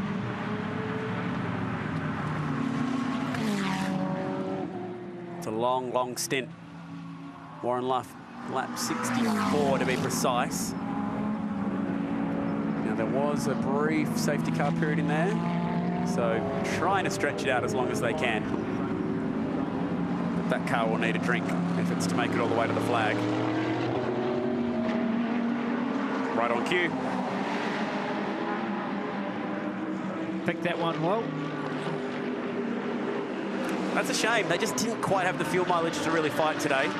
Good operation, great team, and between Fraser Ross and Warren Luff, that's a formidable combination. You throw Warren Luff into any endurance seat, doesn't matter if it's supercar or GT, and he'll give you some good results. But just the fuel mileage didn't work their way. They couldn't make it to that lap 59 barrier. They didn't want to run it out of fuel like we saw for BMW, so they had to come in, drink a fuel, they'll throw some tyres on it. Now, you don't have to sit there for your allotted pit stop time when this happens. They've already served their 2 compulsory time stops. Meanwhile, traffic here for Martin. It's a pair of Lamborghinis to navigate his way through. Lights are flashing. He's eyeing off P2. And just like Jeff Emery, he's been caught up in the crossfire. Needs to get around these Lamborghinis quick, smart. There's a lot of wheel spin off the exit of turn 2 for Shields then, and same out of turn 5, so he's really struggling with that. John just getting a much cleaner exit there, while Shields struggles for grip. The tyres on that Lamborghini must be feeling fairly tired at this point. Talbot and Martin P5 in the championship. Pole position for this race. Beautiful combination together in qualifying as Dietz opens the door at the hairpin. Doing a nice job at the moment as he closes on P2. Exactly, that was key for John Martin. He made those passes quite assertively, quite quickly. Didn't get compromised too much. It'll be interesting to see how that's affected the gap at the end of this lap.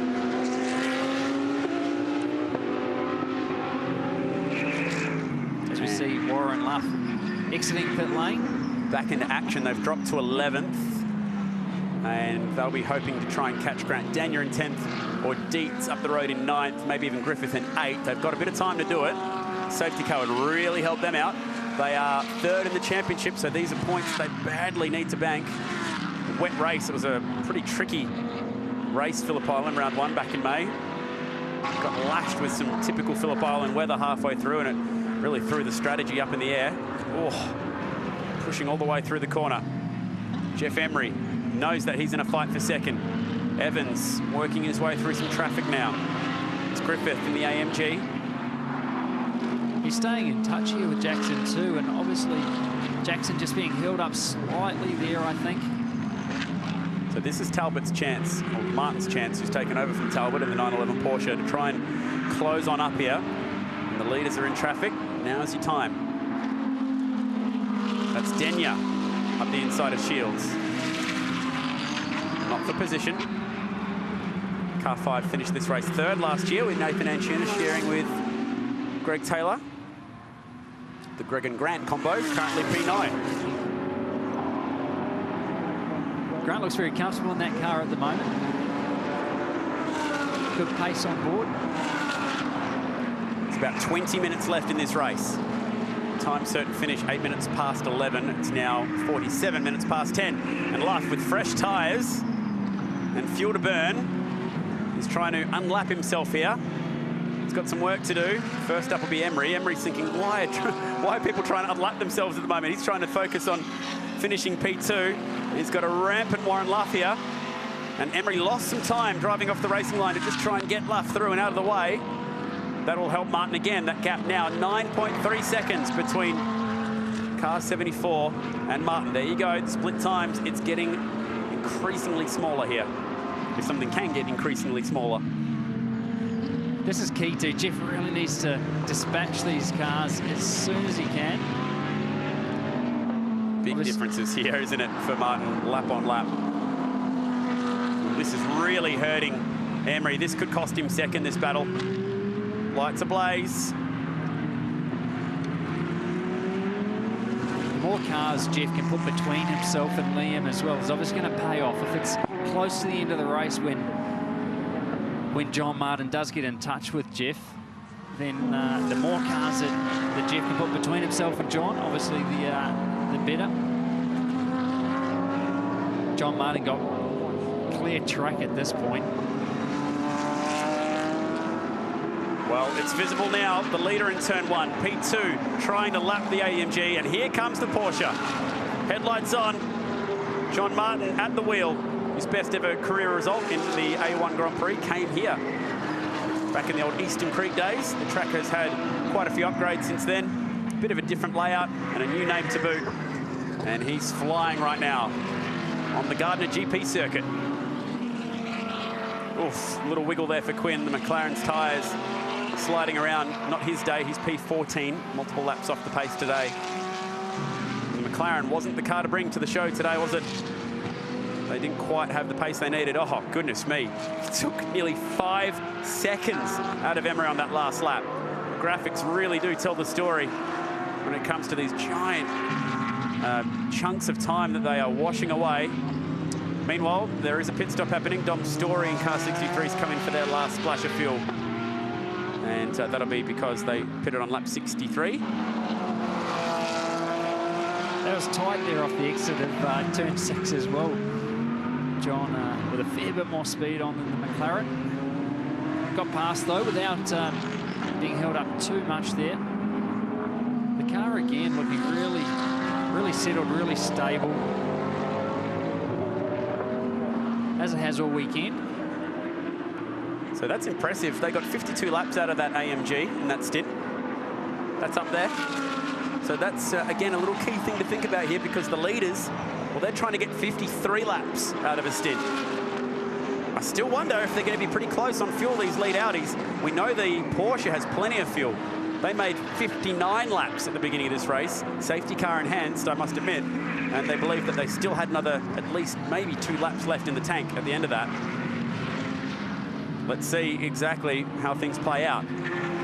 Still Audi 1, Audi 2, Porsche 3. D'Alberto's moved up to P4 with a slight question mark. Was their second stop served after the pit stop window had closed? As now car 63 is good to run to the flag. Be pretty close between them and Luff. And remember, 63, they are second in the championship, Dom Story and Peter Hackett. So they're going to lose quite a bank of points here today. 3.2 seconds the gap between Martin and Emery. He'll catch him. That stop, unfortunately, putting the Dom Story Peter Hackett car down a lap. Obviously, they were trying to stretch it out as far as they could. The off chance that they might have been able to get a helping hand by a safety car, but unfortunately dropped off the lead lap. 13 laps is a big ask, isn't it? The safety car would also lead to a time certain race, so it would have been a double whammy, but unfortunately not quite getting the luck that they needed today, McLaren's. It's a big gap between Evans and Martin, 10 seconds, with just over 10 laps to go. try and reel that in at a second lap would be tough, but Martin to Emery is only 2.4 seconds and over a second a lap quicker. There you go. Last time, just 0.3 of a second though. Probably knows that he doesn't need to go completely mad trying to catch him at this stage of the race. He knows he's inside now. R5, yeah. Into pit lane.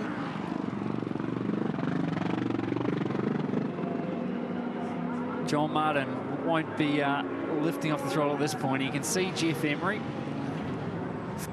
Jackson Evans potentially even inside at some points throughout the circuit. So these are the penalties being served. The black flag is out. So we have come to a decision.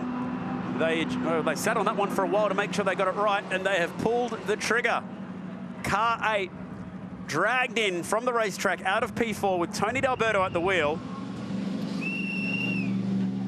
And my belief here is that they have to sit there for the rest of the race. This isn't a drive-through. They're gone. That is exclusion. Disqualified. Cut it how you want. Max Twigg, well, that look says it all. Filthy. Now, the other car in pit lane too, obviously the Denia and Taylor car. Same thing. They didn't serve their second stop in the pit stop window. Penalty for that is you're out. Man, that is tough rule, that one. That's the rule. They missed it by 45 seconds. And on track, this is the fight for second. He's been reeling him in now. Jeff's gone in deep there into turn 2. John Martin's got a track around the inside. Just supreme grip. These cars have been into it all day, the 911 and 74. On lap 1, there was contact on turn 1 and into each other. Then Vanderlinde passed Talbot on the outside after the restart, got the lead back. And now they're fighting for second. And it's Martin versus Emery this time. I imagine he'd be pretty angry right now, Grant Denyer. But it has been fantastic seeing him back in motorsport, returning from injury after a nasty tarmac rally accident. Tony D'Alberto, he can ill believe it. So they pitted 45 seconds after the pit stop window closed, and as a result, they are excluded from the race. And that's harsh. But what it does mean is Dan Gaunt now moves up to 4th. Puts the Ferrari into 5th. That's pretty impressive. They've been solid, just going a little bit under the radar all day, but in the top 5 now. On the lead lap, doing a great job. Peter Edwards currently in the Maranello. That's the gap first to second. Evans, that last lap, 1:33.2. Martin now has clear racetrack and an 8-second gap, 1:32.4. He was 8/10 quicker and passed someone on that lap. So he's having a fair old crack. It's been 8/10 quicker on the last 2 laps. Now, is this Evans fuel saving? They're trying to get, what, 53, 54 laps out of a tank, which is drastically more than we thought they'd be getting at any point in this race. The Porsche, on the other hand, well, they've got fuel up their sleeve. They believe that they could get more than 59 laps out of that opening stint, which they did. So they've already put the laps on the board. Now, the 75 did do a 59-lap stint to start the race, but it was because the Vodafone safety car was out and helped them get at least 8 laps back. The question of fuel remains. This is not over yet. You can see the attitude on John Martin's Porsche here as well. There's no way he's fuel saving. The lights are ablaze. He's pushing. I touched on it before, down the front straight. He'll be able to see that lead R8 of Jackson Evans. Gives him a little bit more enticement to keep pushing. Down in the Walkinshaw garage, because this is a Walkinshaw run Porsche. Liam Talbot watching on. Could this be a race victory today for the Mega Fuels Porsche? He needs to take 0.8 of a second out of the leader per lap. And if Evans is fuel saving, there's an opportunity. Now, last lap, 1:32.1. He needs to do 1:31.3 if he's going to have any hope of catching him. It's a 1:31.6. He's about 3/10 shy on that lap.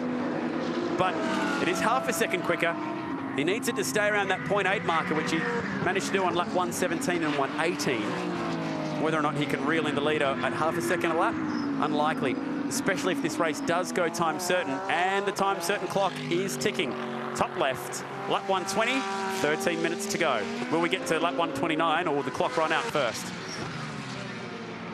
The other big thing that could still play a part in this is obviously the lap traffic. We've seen at times today, car catches a lap, car could dump 1 to 2 seconds quite easily, and that could be the difference that John Martin needs to get into the back of Jackson Evans.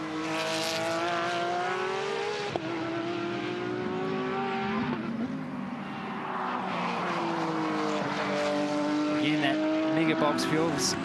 Porsche just looking very set on stable up over Corporate Hill there. 2006 Formula Ford Australian champion. Disappeared overseas to try and make the European dream work and lasted quite a long time over there.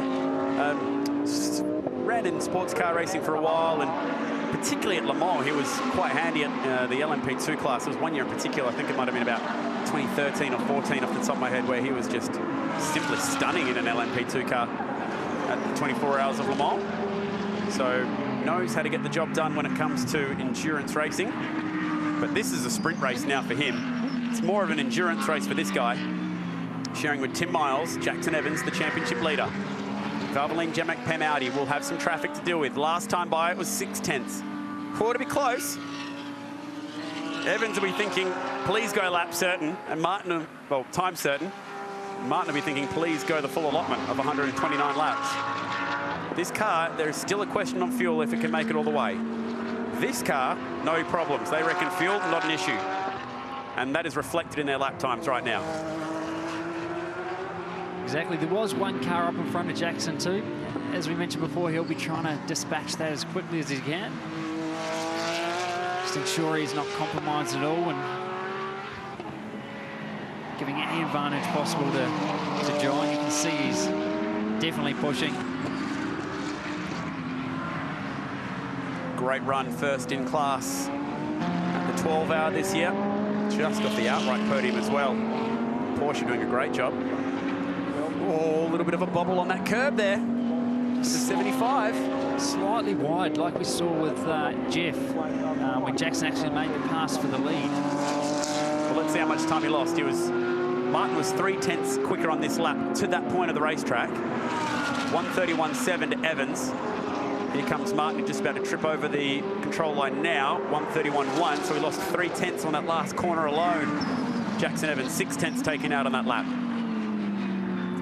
I think it's in this scenario too, a lot of communication back and forth from the engineer to the driver. They'll be keeping them well updated with the gap and the lap time difference. So Jackson will be well aware of the gap and what he needs to do here to manage it to the end of the race. 10 minutes to go. We will complete the lap after once that clock runs out. Probably going to complete 128 laps here of the 129. Looking to go one lap shy. And what's been a real strategy thriller. Sometimes with these endurance races, you just have to wait to see the scenarios play out. And we've not been disappointed here. Grandstand finish on the cards as car 911, John Martin, as we wait for him, pushing on to try and chase down the leader, Jackson Evans. This time by, again, 3/10 quicker through the opening 2 sectors of this lap number 122. But he needs 8/10 a lap, not 5 or 6/10 a lap if he's going to catch that Audi R8. The one car that I did see in front of Jackson there is the McLaren of Warren Luff. Now, I didn't realise that before, but obviously Warren's on much fresher tyres, so I don't think that's going to come into play at this point. That last time by, not getting the 8/10 he needs, 0.38 of a second quicker than the race leader. Evans is doing enough. If there's enough fuel in this car. We've already seen one car run out of fuel trying to stretch it today. Car number 100, the Richards, beautiful BMW M6.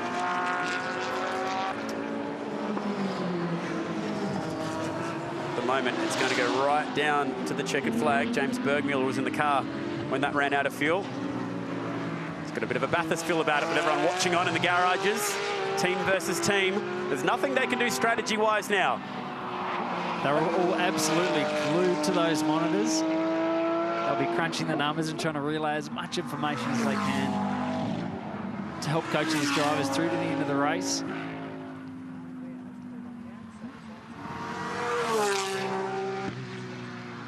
John Martin looks to be visibly closer now. When you're in the seat like that, it's really encouraging when you can see the gap slowly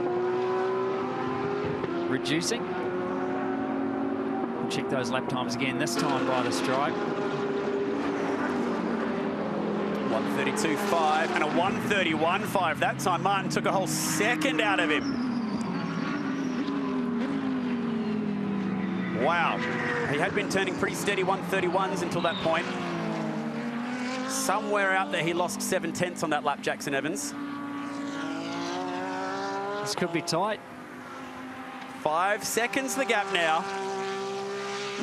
The 911 refusing to go quietly into the night. The Porsche pushing on with it. 6 minutes and 45 seconds to go. Lap number 124 of 129. Looking like we'll go time certain here. Maybe lose a lap. Expected finish lap number 128. There's a first little sign of tyre degradation, I guess, for John Martin. There, just a little bit of oversteer off the exit of turn number 5. He's obviously pushing that car to the absolute limit. His crew will be, his crew chief engineer will be egging him on, telling him what that time difference was on the last time passed, and obviously managing the distance. He'll know that it's still possible to get to the back of Jackson.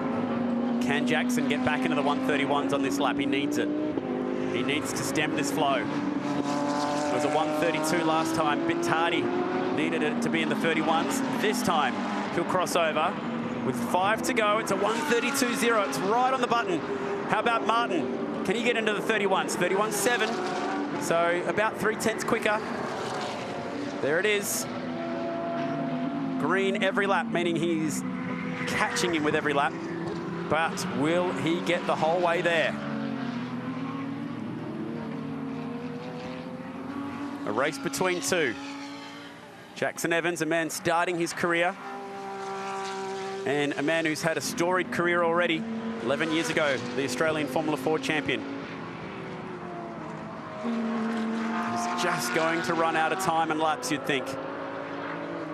Unless that Audi, with its V10 engine, has burned more fuel than they were intending and is going to run very dry at the end. That'll be the big question. Fuel strategy here, trying to stretch it. 53, 54 laps on a stint.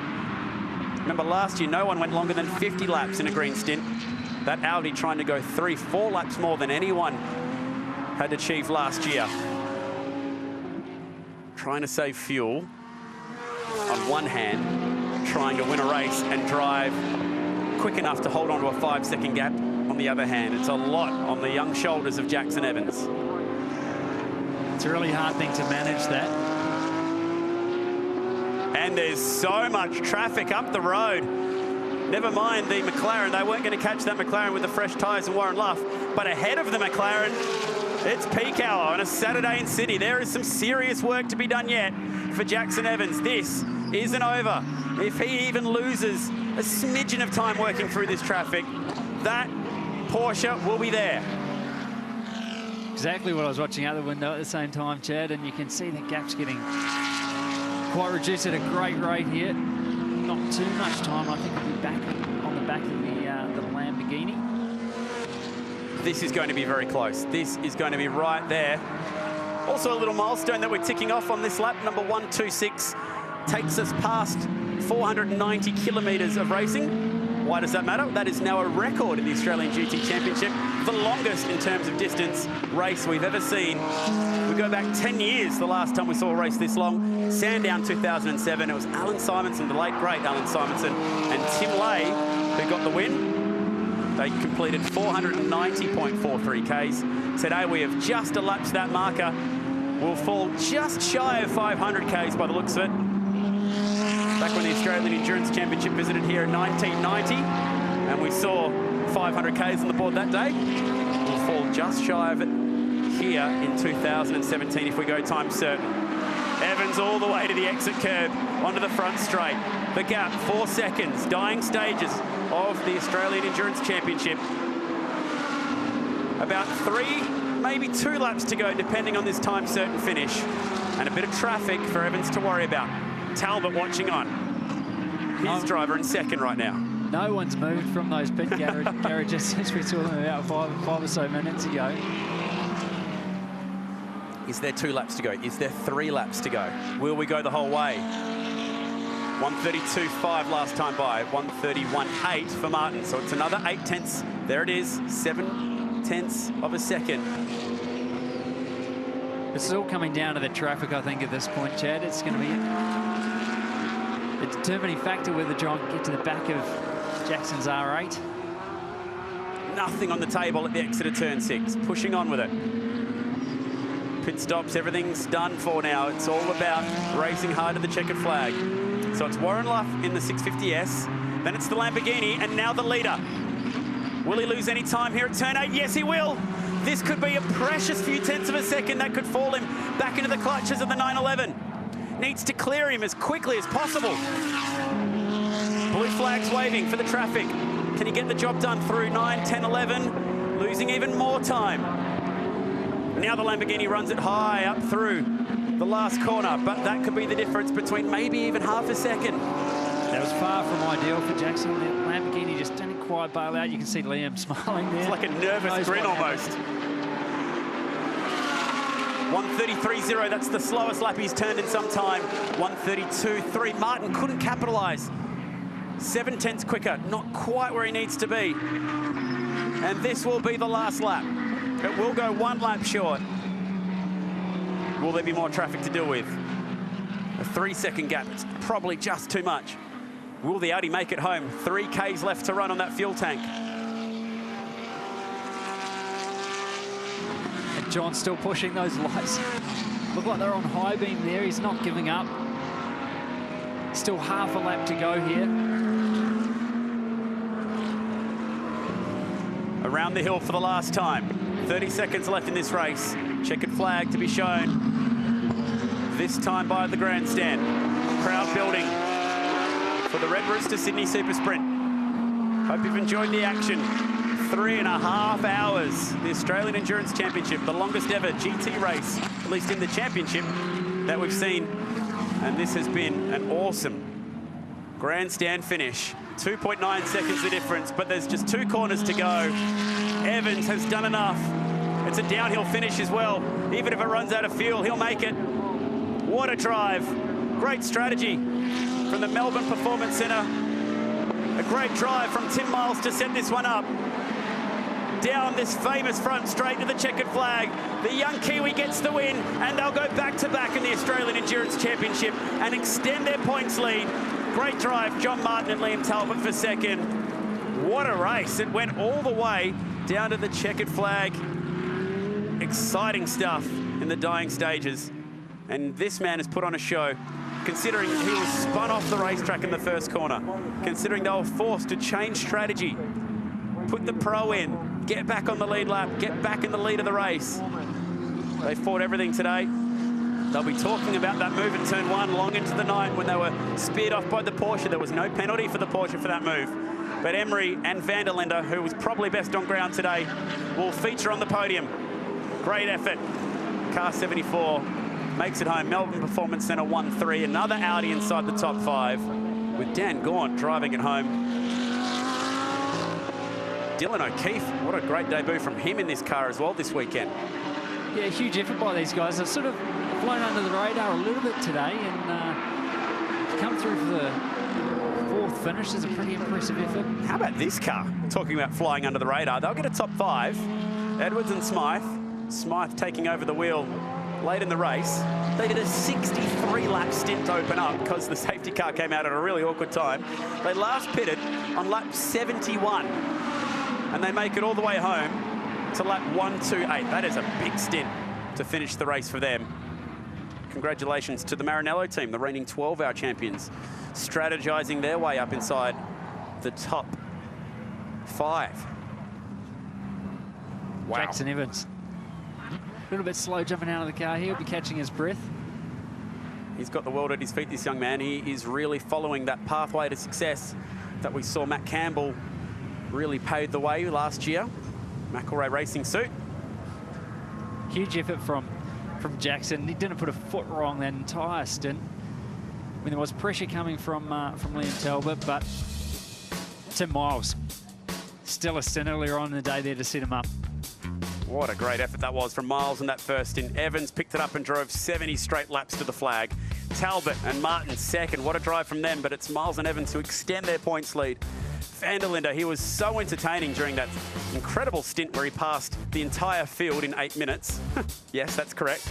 The big controversial news, disqualification for Twig and Alberto, also Taylor and Denyer. Scott Taylor and Craig Baird out of the race early on. We never saw the Largo and Russell car emerge from pit lane. That was sad to see. So 16 starters, 13 finishers, and what was a highly entertaining Australian endurance race.